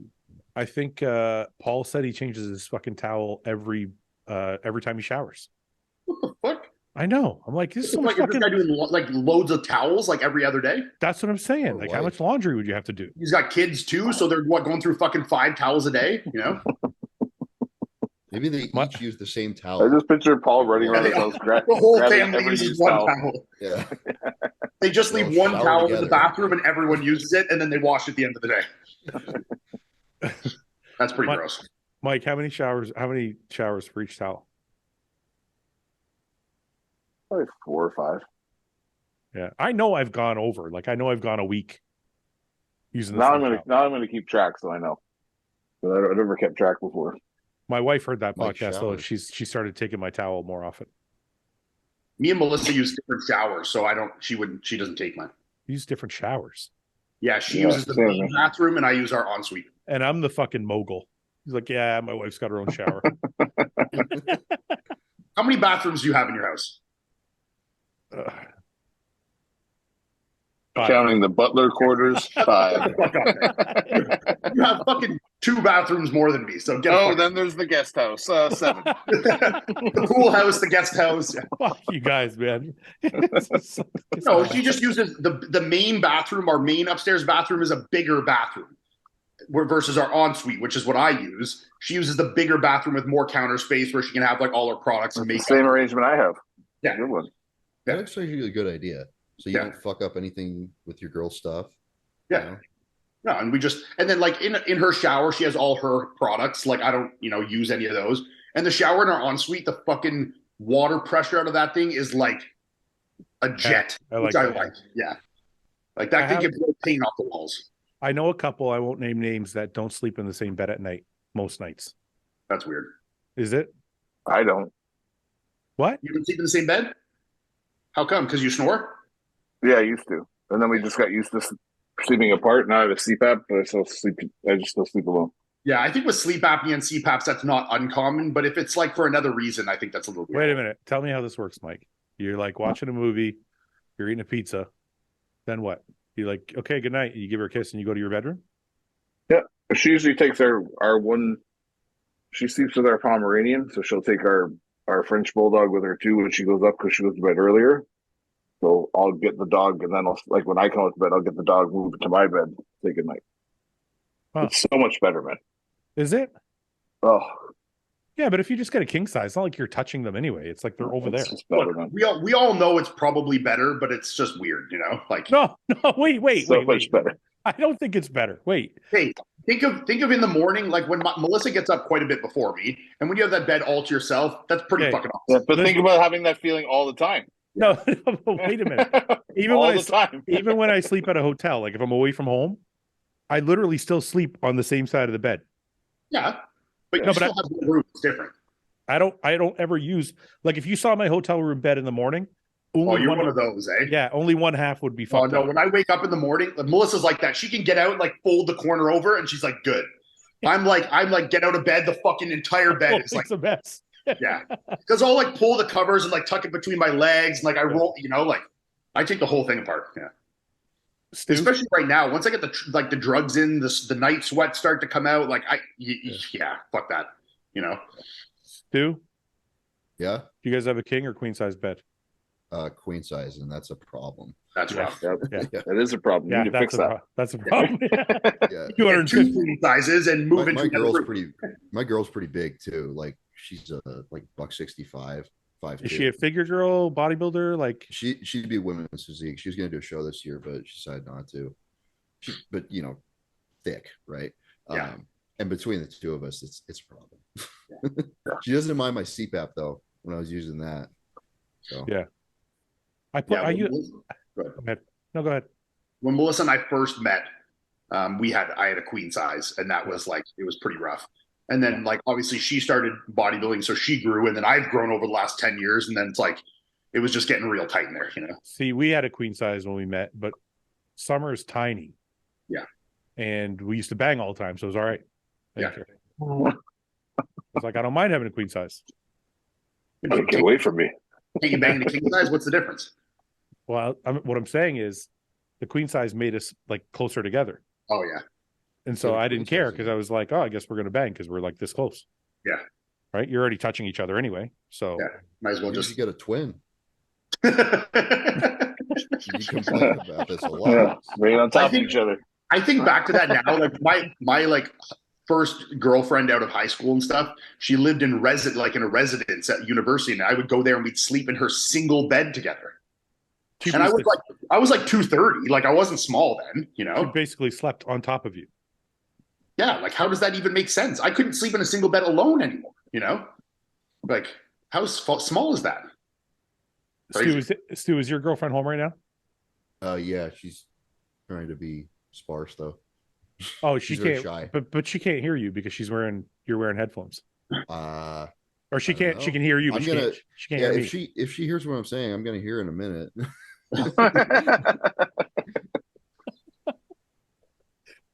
Well, what I was gonna get at, and just nod your head, like just So, if you're talking about an ex, does she get upset? Like, if you were to tell me a story about an ex, would she get upset? I wouldn't do that. See, it's so strange. I've always been mesmerized by Ian's freedom and just like the way he talks. But I would tell these stories to Melissa. That's fucked up. I mean, what's fucked up? Him just going to the dorm of another girl? Not in a bad way. It's fucked up. It's like, I couldn't do that. I was telling her the other day about because one of my buddies sent me a meme or something, and I was telling her about how one girl that I used to date, that when you would do her from behind, she always had a stinky butthole. And I was telling this to Melissa over dinner. Over dinner with her parents. And they were like, that is weird. I'm jealous of that level of confidence. Right? That's what that's so crazy. Mike, can you do that? Yeah, I mean, I wouldn't go into, I don't think I'd be too welcome going into like graphic detail, but I can tell stories about this happened with this person or whatever. Like, I wouldn't be talking about specifics probably. Yeah, I kind of work my way around that.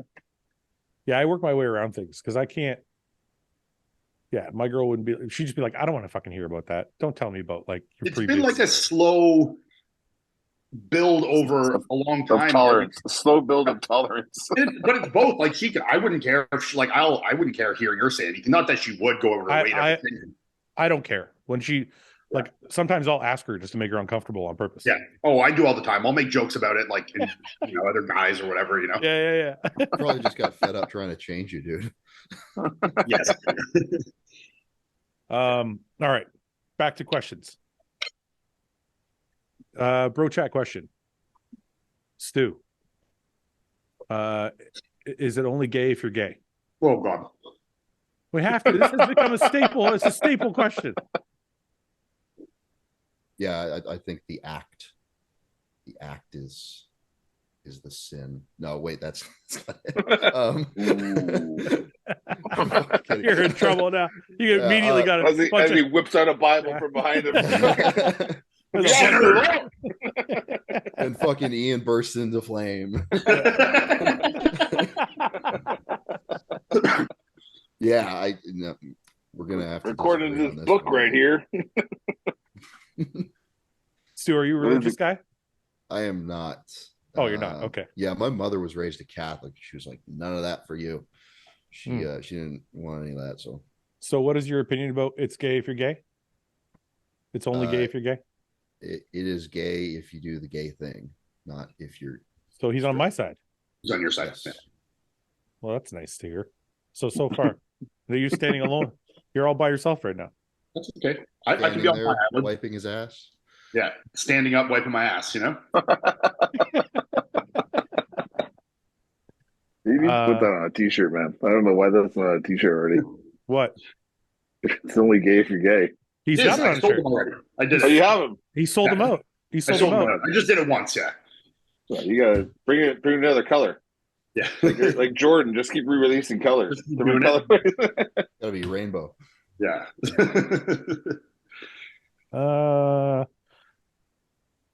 Would you or have you ever received a blumpkin? What's a blumpkin? Isn't that like pooping on something? Like, no, isn't that scat? No, isn't a blumpkin where you're like getting blown while you're taking a shit? No, what's a blumpkin? Come on. Yeah, where you get a blowjob while you're taking a poop. Yeah. Really?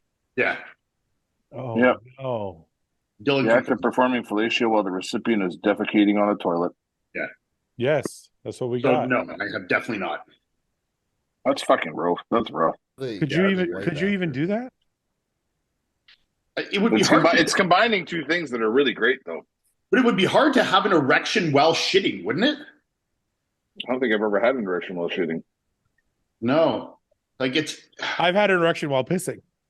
Yeah, but imagine think about how hard that is. You're straining the shit, and your dick's just staring straight up at you. Like, well, the thing is too, like all poops are pees, but not all pees are poops. So like if you're sitting down to take a shit, that's not true. You're always getting a little piss out of your taking a shit. No, sometimes I piss and then I have to shit, and then I go shit and there's no piss. Well, that's because your prostate is the size of a fucking grapefruit, not because of anything else. It's blocked. It's just blocked. You have to pee, you just can't pee. There's a difference. There's so many assumptions in this podcast. My prostate's fine, you fuck. Yeah, sure.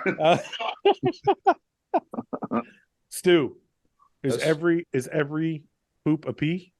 and not every pee is a poop? I agree with Ian on this one. I've never not. Can you poop when, at least? Can you poop with a hard on? I don't see how the two would like get in the way of each other. I've never had to take a shit when I had a hard on. Yeah, like I don't think it would make it like you could. I have. So it would be awkward because like it'd be pushing up into like the seat right in front of you. Or do you let it like go above? Do you let it sit? No, hear me out. Because you always pee when you poop, so that's going to make a mess. Yes. That's what my point was. You have a big prostate. Have you ever? I could do it. No. I can do anything without peeing because he can't pee. Period. I don't pee ever. He doesn't pee. We should put some money behind this for some research. Wait a second. I have a question. I'll hold the shit in tonight, and when I get an erection, I'll go and try and push it out. No, that won't work. Do you think you can get erection if you're too focused on Can holding I your shit in? just ask you guys a question? Yeah, the same muscles. Because that feels kind of good, Look, I'll solve this right now. They're the same muscles. Yeah, but holding a shit feels kind of nice. I could definitely hold that in. Yeah, it's like it's probably like stimulating your prostate back there. Yeah, it feels good. I like that feeling. Log. Yeah. Haven't you ever been like about to have sex or maybe even started having sex and then have to shit? No. That's never happened. I've even gone into sex having to shit and it magically disappeared, that feeling. No. Yes. And then after I was done, I dropped the shit. Because it was there the whole time. Yeah, but it was there the whole time. Yeah, but one overrides the other. Yes. You can't do both. I agree with Mike on that. Oh, so you're saying really saying yeah. No, your body's like, no, man, not right now. It's time to you're saying time to get some pussy. Wait. So you're saying you can shut that shit valve off, yeah. You can have an erection while wanting to shit, but you can't shit and have an erection. Well, I'm sure you can, but he's saying that when you have the feeling of having to shit and then you go to have sex, your body's going to repress that shit feeling because it knows it's sex time, Yeah. Sexy time. Yeah. Sexy time is going to outweigh shit time in a man's mind, Maybe in a girl's mind, they might be like, sorry, I got to shit. Pussy is undefeated, boys. Yeah. Pussy's not undefeated. That's what our coaches used to tell us in football. You're gonna make a dumb mistake, boys. Pussy is undefeated. If I have to piss, I will stop having sex and go piss. What? Yeah, you know why? Why do you have to pee when you're having? No. Well, because sometimes you wake up in the morning and you got to piss, but I don't want to get up and piss. Longer? Like what? Just because I want to bang so bad that I just start. But then I'm like, stopping mid. Because then I'm like, fuck. I'm gonna use this morning wood to get this party started. I gotta piss.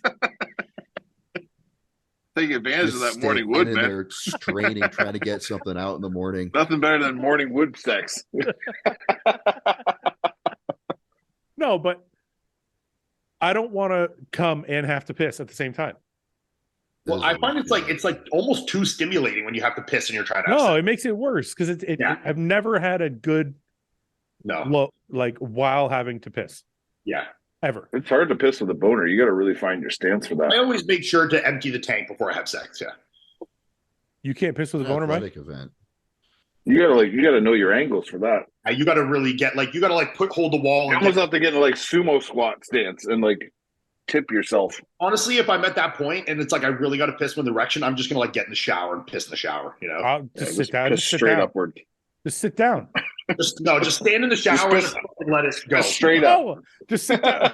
Just sit down and push it into underneath the seat. No. Fouad, let the seat hold it down. Who has to sit down to pee? Yeah. If I have an erection, I will push it down. No, I think I would stand against the wall and get as horizontal as I can. I've done that too. It doesn't work as well. Stu? Next time, just plank across the bowl and just stick your dick right in there and see how it goes. And take a picture of it because it's hilarious. Just lay flat across the bowl. You're retarded. How well can Hassan Mustafa do if he comes in absolutely shredded? Could he win a show? Yes. What do you guys think? I saw him the other day. He looks good. He has won. Well, he won 2 shows. Didn't he win 2 shows last year, right? Or 1? He won Orlando, right? Yeah, I thought he won 2 shows last year, but I could be wrong. I'm assuming he's going to do Toronto. Yeah, he did Orlando and Puerto Rico, right? Mm-hmm. Yeah, he's probably going to do He's probably going to do Toronto because he's living there now. So I would assume he's going to jump in. I would assume so. Yeah. That's actually going to be a good competition for you. Yeah. No, I've competed with him a few times. He's good. Yeah. Yeah. That'll be actually, that's the best competition for you I've heard of so far at that show. Yeah. Is AJ still coaching him? No, he's working with. Why isn't he working with the Cement Factory? He got him in shape. But what did it take? Well, that's the thing. No, but listen, I heard some horror stories about his preps previous, about how low he went with food and everything, and he couldn't like get in shape. And then he started working with AJ, and he looked the best he's ever looked. And Team Mayhem. I don't know who that is. Isn't that Chad? That's Chad Nichols. Yeah. Oh, there you go. So he's working with Chad. Well, I mean, Chad's good at working with the bigger guys, so. Yeah, he looks good right now, though. You know, the beauty of. Go ahead, Stu. AJ is really big on like anti-estrogens, like a lot of them at the end of that. Honestly, so that would scare me off, you know. But I'll tell you what, it worked. I'll tell you what, Stu. And AJ, if you're listening to this, I apologize if I'm wrong, but I did a podcast with AJ, and he kind of, you know, touched on some of his theories, and he's a little bit like Chad. So I don't think it'll be a drastic difference. Chad's pretty big on, well, he was when I worked with him on anti-estrogens too. But I think the benefit to someone like Hassan working with Chad is very extreme in his diets. And it works for somebody like Hassan because Hassan has so much muscle that he can afford to like. Where conditioning is what's necessary, and losing a bit of muscle is fine. Yeah. Yeah. Like if he drops a couple pounds of muscle while he's getting shredded, it's not going to fucking hurt his physique at all. Yeah. So, it's not like the anti-estrogen thing doesn't work. It's just like, it feels horrible. Yeah. It does feel horrible. Yeah. Yeah. I recall that. All right. If you could kit a gym out but could only use one manufacturer, who would it be? Panada. Cybex. Cybex or Atlantis. Yeah, Cybex. Yeah. You like Panada that much, eh, Mike? If I had to pick, I mean, there's different brands I like for different things, but overall, I had to pick one. Have the best resale value. I've only used a few Panada pieces, but I wasn't like overly the pieces that are good are incredible, and some pieces I don't like at all. Like their pieces that are good pieces are way better than any other comparable pieces, but I've used some pieces that I'm like, this just does not feel ergonomically right, you know. I don't know if this is the right word to use, but it felt a little flimsy compared to like I find they feel really solid. No, like when I feel like a Cybex piece or like a Paramount piece, they feel like, you know, the solid like brick shit house. Yeah, solid fucking steel.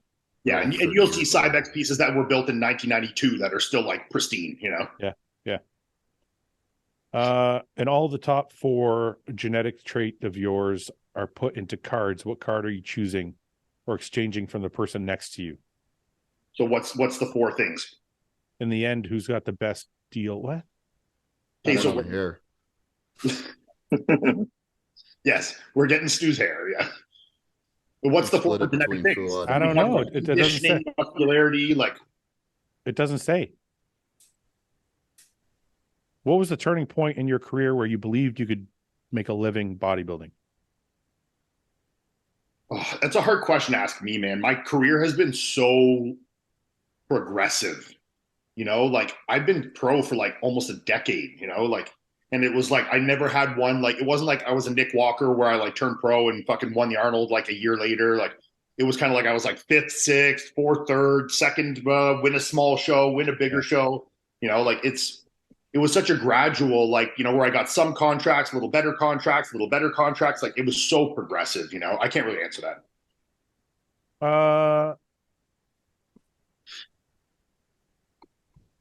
There has to be some point where you're like, I know I can, because wouldn't you say like when you signed with Raw was a major one? Yeah, but I had already been to the Olympia at that point. Yeah, so you must have known you could have done something. Yeah, I'd already placed 7th at the Olympia when I signed with Raw. Yeah. You know, I think at what point were you making all of your money off of bodybuilding related stuff?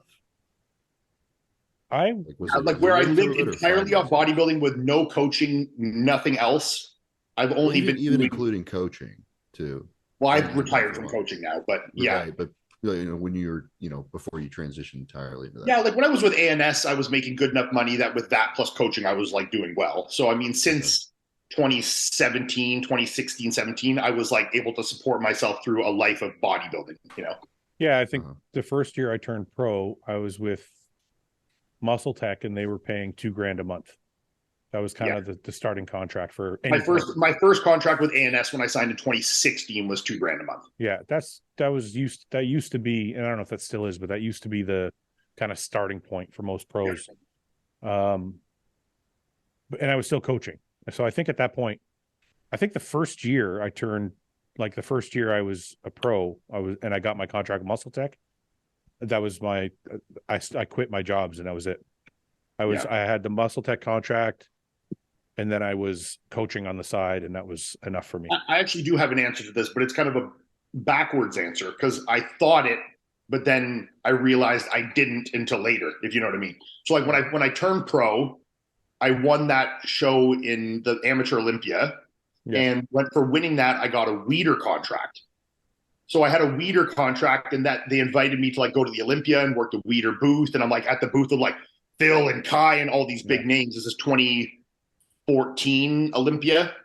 And at that point, I was like, I made it. They're flying me out to the Olympia. I'm working the booth. Like I'm with the big names.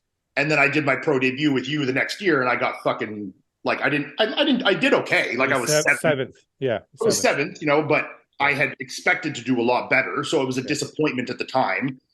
And then my next year or two were like not any better than that. I was kind of like sixth, fifth, seventh, eighth, Yeah.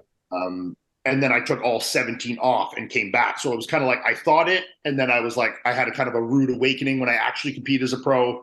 And then I guess when I came back in 2018, that was probably when I was like, okay, this is like, I'm good now, Yeah. Mike, was there a point where you used bodybuilding as your soul? No, absolutely not. I worked my ass off all the time. Yeah, I think, like I said, I think it was year one. Because once I got the first contract, I was like, okay, I'm going to do this. I'm going to actually, to be honest with you, wait, let's go further back. I think when I left university, I was like, this is going to be my life. Wait, well, okay. We're answering two different questions. I already knew it was going to be my life, whether I was going to make money off it or not. But that's the answer then. Oh, okay. I thought the question was more like, when did you think you could fully support yourself and be a full-time bodybuilder, like making good income, Well, I think there's two answers, right? Because you could say he was kind of asking like, when did you think it was going to be your career? Oh, then day one. Because I think I almost like pigeonholed myself into this career by quitting university. I was like, I did the exact same thing. I dropped out of college and I'm like, this is it, the end, Well, I quit university and then I quit a really good job I had. And I was like, okay, well, either I'm going to be a strip club manager for the rest of my life, or I'm going to make this work. Yeah. And that was the end of it. Stu, where is you made a good strip club manager though? I was a good strip club manager. I even had like the Arab like beard. You look the part. Yeah. The goatee and stuff. Yeah. I used to 5 gold rings. I used to do the light shows for the girls. Really? I could hear Fouad on the mic and be like, and next up is listen. listen. I would stand at the door. This is before I wasn't managing. I was still bouncing. I stand at the door, and on the slower nights, the DJ booth is like right next to the door, and all of his lighting and everything was right like where I would lean on the thing. Yeah. So I would get bored some nights, and I know people are like, "Oh, you worked at a strip club." You literally like Mike sucks. Like Mike knows you stop looking at the girls after like the first 2 weeks. Sucks. So I would start doing like the girls would come out to whatever song, like it would be like Thunderstruck or something, and I would be doing like strobe lights and shit to their fucking. They're fucking having seizures out there. I did all the fucking crazy, and then I got in trouble for it. The manager was like, "I got to let you go." Girls are falling off the stage because they can't fucking see. No. He was like, because I wasn't paying attention to the door. Like people were walking in, and I'm like, because the girls would start asking me like, "Hey, can you do my light show for me?" I'm like, "All right." So I would do that. So I got like 20 bucks. So he's like, he calls me in his office. I got to fire you. You're going to fire me for what? He's like, you're not paying attention to the door. I'm like, I'm not the fucking hire me as the light guy then. Hire me back.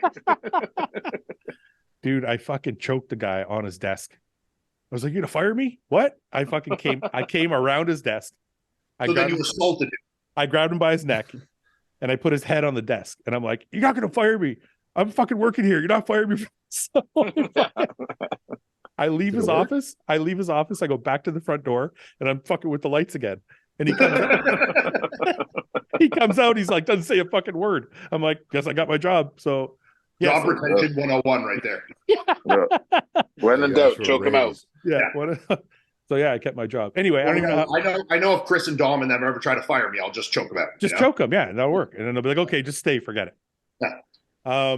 Contract negotiations. Yeah. Stu, what you're in that phase right now. So are you in a place where you're like, I know I can make this a career, or are you still like, I'm having fun, I don't know what it's gonna be?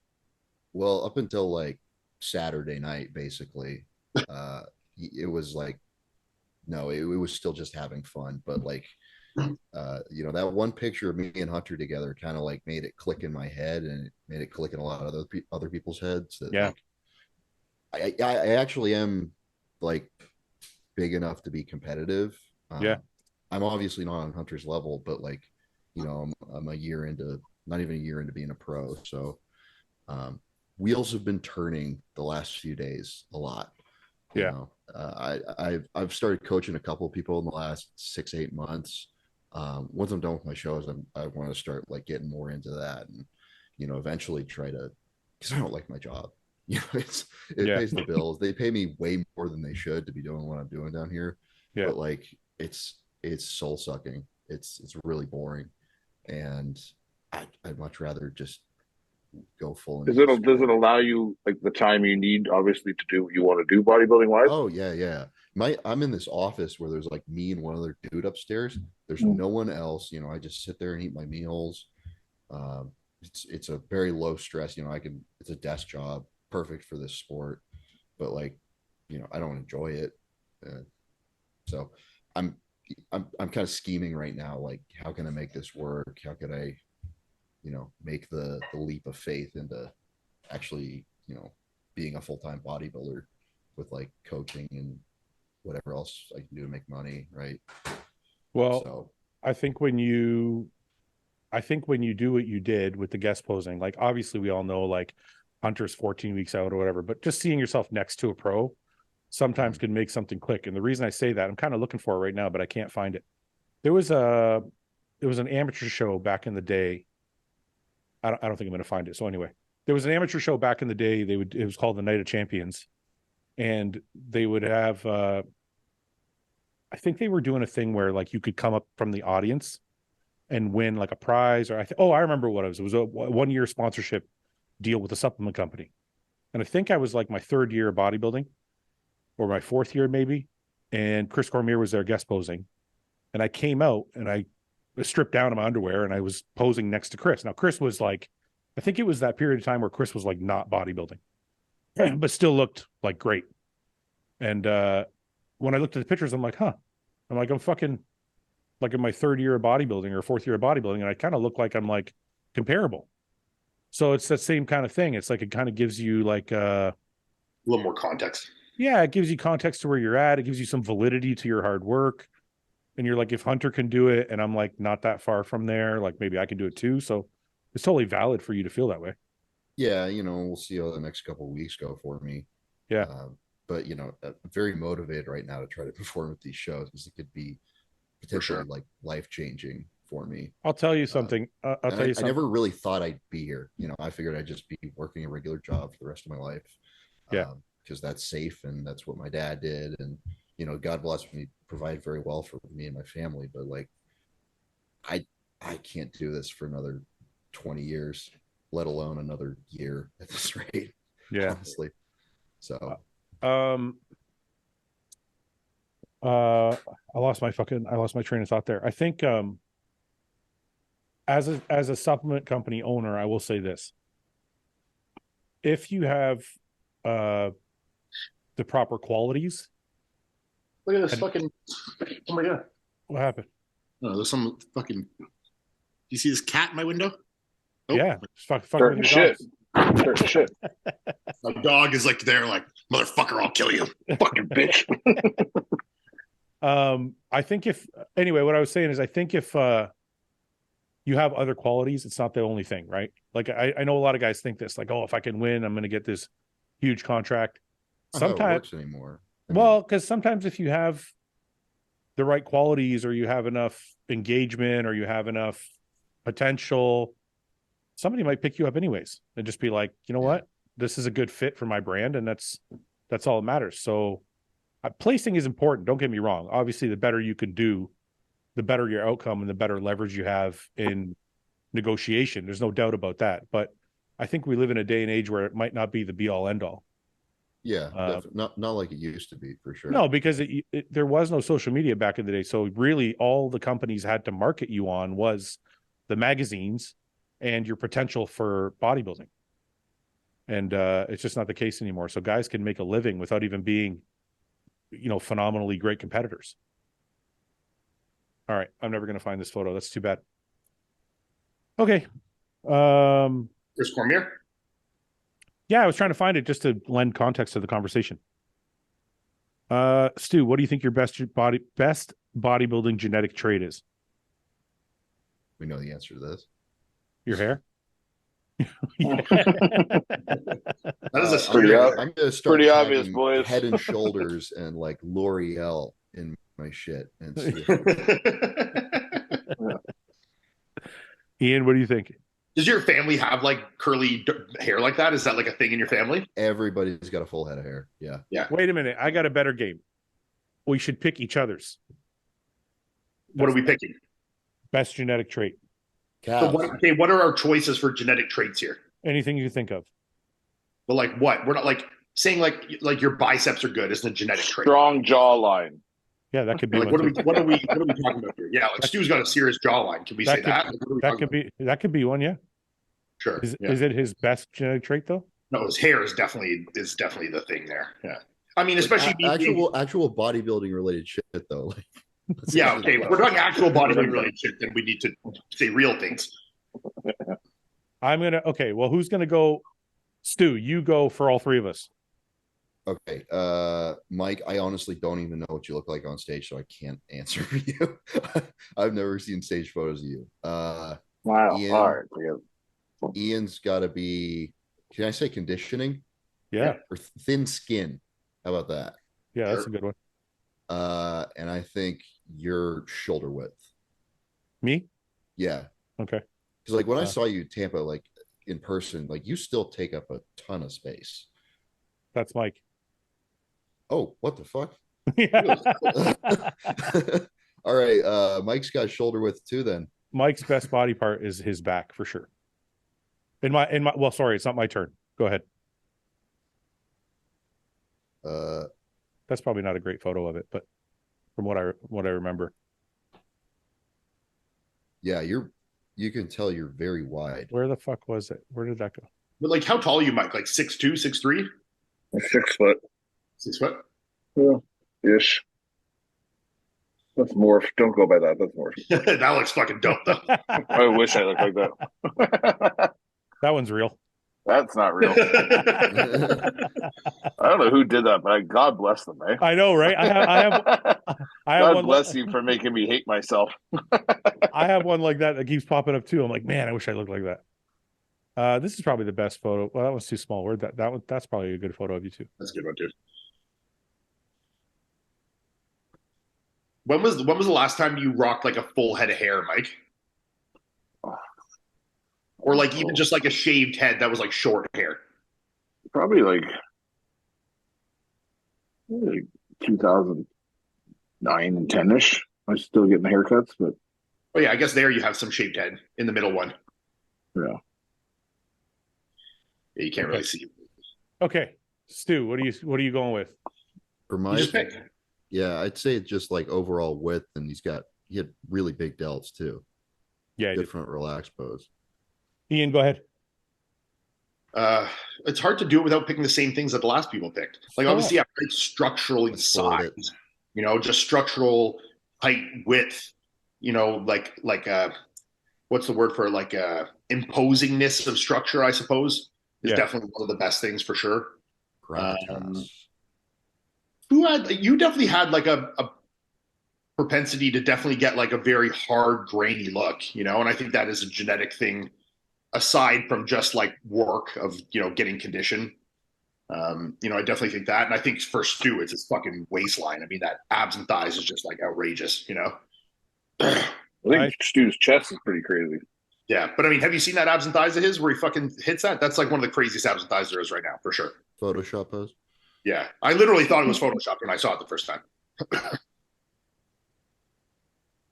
No, go down. There's an actual picture of it.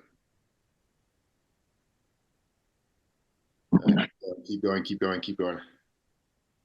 Keep going. Where's the photo? I don't know. It might be one of those multiple ones. Oh, up there. go up then. You're a cheerleader? Once upon a time, yeah. Were you really?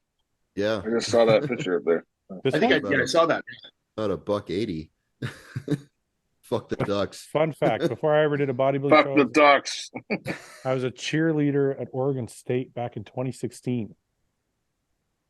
Did you like carry all the chicks? Yeah. Yeah, we threw them around. It was a lot of fun, man. Ooh. Look at this guy. This guy. Oh, Has your girlfriend? One of my girlfriend seen that? brothers. I don't know. no. One of my fraternity brothers took that. Hey, let me ask you a question. I've always wondered this: Do the cheerleading guys fuck more cheerleaders, or do the athletes fuck more cheerleaders? Definitely the cheerleading guys.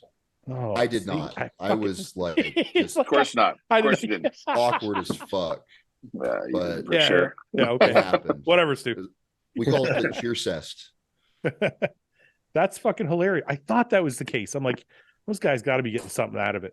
Oh yeah, they all think we're gay, but no. No, I thought the opposite. I'm like, these motherfuckers are getting all the pussy. Yeah, pretty good gig. Okay, ab and thigh right here. Fuck me. Like that looks photoshopped. Yeah. This is okay. I'm gonna say Stu's best quality is his quads, and not because they're the biggest quads I've ever seen, but it's more the fucking shape. This is a Sean Roden trait, and I say this a lot on the podcast. When I say like something comes off the hip, it's high sweep off the hip. Yeah, like this is what every guy wants, because a lot of guys have like a quad it starts like there. Yeah, we'll start like here or like even lower. And how much it does to accentuate that small waistline where you have that high sweep is so good, you know? The thing is, no matter how wide this sweep gets, if it's not high enough, it doesn't look the same. Right. It's not, it doesn't look right. So when you get it to go here, it's like, fuck me. Yeah. Like it would be hard to ever make your waist look bad with a sweep like this. You'd have to literally like just not give a fuck about eating and like you should have seen me at 295. It was pretty bad. Was it? Oh yeah, dude. I got a gut all off season, but it keeps on coming down. How do you have a gut if you eat clean all the time? I don't understand how those two things work together. Force feeding, bro. There. No, man. Look, even here. From like this is Fouad at 2 weeks. You look a little Mexican there. You look a little more. I look a little fat there. Jesus, look at my face. Ian, you fuck. You say I was 2 weeks out here, you cunt. No, this is okay. So this is you at 280, but you see what I'm saying? Even with your stomach a little distended, it's still like your quads because they sweep so high. It doesn't look bad. Very lucky. You're right. Yeah. I'm gonna say, I'm gonna go now. What I don't know if this is like what's your ethnicity? Are you like Native American or like what is it? Portuguese, half Portuguese. Yeah. We asked him before you came on. Go to you see that one on the right. This one where you graduated? I did graduate, believe it or not.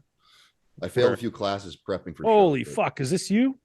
Yeah, that was $180. Wait a minute. This is crazy because this is why we tell people on the show don't try and guess your genetics. Yeah, I would have never ever looked at these quads and thought they would be what you have now. Well, so the classic shorts are kind of covering up the top, but yeah, still. I know, really, but still, like it looks compared to now. Like, look at his arms compared to now. You know, like your arms have fucking quadrupled in size. Like, yeah, that's why, man. When people say like, I got the blue treatment. That's why, like, when people say like, do I have genetics? This is why I don't ask that question. You never know. Because you don't know. You know, you don't know until you get to a certain size. or you've put in a certain amount of years. Do 10 years of hard training and then ask the question to yourself again, you know? That's the thing. It's like, you can't even say like put in 10 years. You have to say put in 10 years, like you said, hard training. It's got to be hard 10 training. years of perfection. Yeah, you got to put in 5 years at least of like solid eating, you know, supplementation, fucking training, and then look and go, what do I look like after 5 perfect years? Yeah. If I did 5 perfect years and I made no progress, then yeah, you're probably fucking suck. If you did 5 years and you make good progress, well, then you can continue to make good progress. You could be good. Yeah. Go play golf or something. Yeah, go play golf. On this shit. So Stu, we skipped over the. Oh no, we didn't. Okay. So Mike, did you give the genetic outputs? No, I've been hoping we're going to avoid it, but we're here now. I would overall, I would take Ian's density, like his overall musculature. Probably your condition, Fouad, like how sharp you get, and then I just want to look like Stu. So the hair. I just take all of Stu. All of I just Stu. want to have like. Just want to look like that. So, hair and jawline, just yeah. I'm going out right now saying Stu's going to win the New York Pro. So there you go. I'll take bets. I'll take bets too. Yeah, that's a possibility. I think so too. No pressure. No pressure. All the pressure in the world. You got to learn to deal with that pressure. I was just talking to fucking Paul about this. Or was it me and Paul talking about it? That was like my biggest downfall. I think Ian was headed down the same road until he made some changes. Yeah. New York Pro, or not New York Pro, Tampa Pro with Hunter. I crumbled like a fucking, you know. Yeah. I went insane. Yeah. That was one of Cedric's biggest fucking issues too. I don't think people understand. This is why when people say, well, why can't they just get in shape? They're pros. And I'm like, you have no idea how much mental shit is going on. Yeah. In that physique, in that prep, in that moment before they get on stage. What was the issue, Ian? You're putting too much pressure on yourself or listening to other people? Listening to other people. Yeah. Expectation and pressure from outside sources, not myself. And that then creating that expectation on myself that I taught as well, you know? Yeah, I didn't know if you're going to add the second part. I was the exact same way. Yeah. Because when nobody was watching me, like if a show was coming up and nobody would mention me in the like pregame, I would look amazing. But when it came to the Arnolds, people were like, "Oh, Fouad's going to be top 6." I was fucked. That was it. It would ruin everything. Well, I mean, take a look at this Olympia. You know, This was a huge lineup. I had a lot of pressure to do well here. Yeah. After 2 good Olympias and a good Vancouver and stuff, and I fucking crumbled after it. You know, but that wasn't more the pressure of that. That was just like, I mean, guess in part it was, you know, but not entirely. You know. Mm-hmm, mm-hmm. Stu, what were you going to say? Every show that I've personally done up until this point, like nobody knew who I was. Yeah. So like going to the USA's last year, nobody was talking about me. Yeah. I don't really look that good in like on my own, but I look a little better in a lineup. So, I mean, I'd also never done a national show. So like nobody kind of knew where to gauge me and stuff. So, I don't think I haven't really suffered from like anxiety or anything. I'm not, you know, I don't get like the physical stuff, but by the time I'm like the week before a show, I'm just like, okay. Then you seem like a pretty chill person. Like you're not like, are you like that all the time, or is it just because you're 2 or 3 weeks out? I'm kind of tired, but yeah, I don't know. If you can't control shit, then don't worry about it. And if you're not in shape at a week out, you really can't control that, and you probably should get on stage. But if you are, you know, then what do you got to worry about? Just I think a lot of that. I think that attitude is great. I think, and I hope I'm wrong, but I think that changes for a lot of guys depending on where they're headed. Like if you take Samson, for example, right? Samson I don't think Samson knew what it was like until he did the Olympia. Yeah. And when he was, if you saw him like a few days before the Olympia, he was a wreck. He was stressed out. He was nervous because he went from like not qualifying to the Olympia to like people saying he was going to be in the top 10. So all of a sudden he was elevated to this like, your expectation, your pressure, everything changes so fast. Yeah. Yeah. So all of a sudden he could feel like that feeling. So I don't know. It depends. I don't think you really know if you're going to handle it well until it hits you. Mm-hmm. Okay. We'll do 1 more or 2 more because Stu's tired and he's 2 weeks out. I'm okay.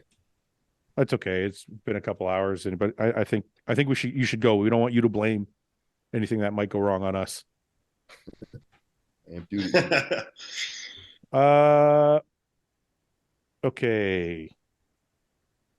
In previous podcasts, you guys mentioned railroads on the leg press. How often are you guys implementing them into your training?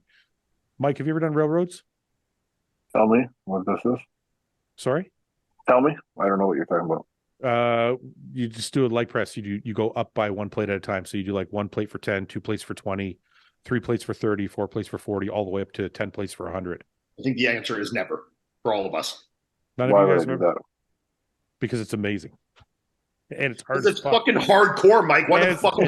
It's hard as fuck to do. That's why. Oh, yeah. Actually, there's a lot of things that are hard to do. I don't want to do. Actually, I got that from Eric Fankhauser. So fuck you, Ian. Guy with the biggest quads on earth. Genetics.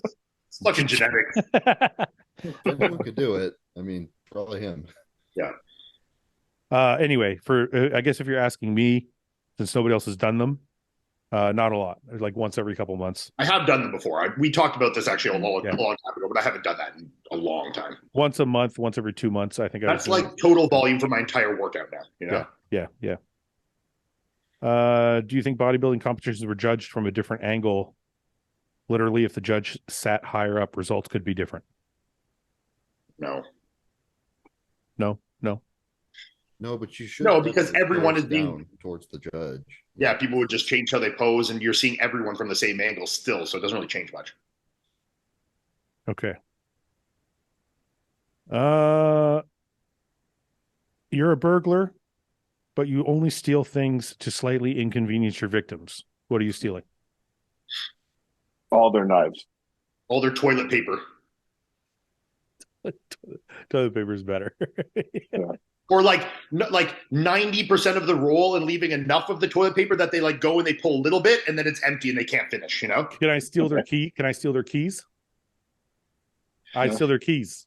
Yeah. Or hide their keys. Take all their cooking wear, like their pots and pans. Mike's still stuck on the cooking wear. If they're a bodybuilder, I'd steal their food, yeah. Yeah, for a bodybuilder, that would be the worst. Crazy. No, they would just make more. If you stole their keys, they're fucked. What are they gonna do? No, but like say you're going to make a meal. It's like first thing in the morning, you're going to make breakfast. You open the fridge and your food's gone. You're like, motherfucker, I can't even make my meal. Yeah. Now you got to like go to the grocery store. You got to come home, cook breakfast. That's an inconvenience for sure. Yeah. I would just go to a breakfast spot. Even if you're fucking 47? Figured you would. Okay, wait a minute. We're going to have this conversation, then we're going to go. Okay. What the fuck is wrong with breakfast spots? Because they cook everything. It's like the best. No, wait a minute. It's like the best thing possible for a bodybuilder to go out to eat for. No. Yeah, it is. You can get like egg whites. You can get like egg whites cooked on a griddle full of oil. It's not full of oil. It's a little bit just to like make sure you can cook the eggs. Oh man, it's been cooked all day on with a million fucking sausages and patties, and they're just bacon grease. Yeah. Come on. No, they cook it in the pan. You ever go to like the buffet? No. They cook it separate. No. You worked in kitchens and shit. You know you're full of shit. Haven't you ever? Look at Columbus. They had the breakfast buffet. Yeah, that's at the fucking the omelet station. The guy doing the omelet. The guy doing the omelets cooked in a separate pan. Yes, that's at the Arnold. That's not every restaurant all the time. Come on. Yeah, you just have to find one of those buffet spots. What is the closest thing to bodybuilding food to eat out? Sushi. Oh. It's literally fish and rice, sushi. Yeah. The only thing with sushi rice is how they make it. It has quite a bit of sugar in it. Sugar in it, yeah. But yeah. I'm gonna say a steak and potato. Yeah, like steak dinner. Yeah, but still, then that steak is cooked on a griddle full of a bunch of fats and It's still not cooked on a griddle. It's cooked on a grill. And then those usually put in an oven on a skillet and then brought out finished. Yeah, that could be okay, I guess, depending where you're going and how they're cooking it. Yeah, steak and potato for sure, man. There's just fat from the steak. That's it. Yeah. Oh, you know what'd be good? Teriyaki chicken. I know they put like, sugar. Yeah, but you wouldn't have teriyaki. Yeah, you wouldn't have hibachi. Would you have teriyaki chicken in a prep? No. Do you have do you have Mongolian Village where you are, Fouad? We used to, yeah. Mongolian grill. That's about as good as it gets. Yeah, a bunch of raw food and they throw it in a bowl. Yeah, and they weigh it and it's just raw meat. You pick your vegetables, meat, carbs, and they just cook it on a grill. Yeah. Yeah. Fuck, I gotta order some food now. I'm starving. All right, Stu, thanks for coming on, brother. If we don't talk to you before the New York, we hope you win. Hope you crush it. Hope you do well. Yeah, thanks for having me. me. He's going to win. There. Are we going to take bets on? Are we going to take bets on Stu? Yeah, we'll do it when he's not here, though. Okay. All right, boys. We'll talk to you next. All right, see you guys. We'll talk to you next week. Bye.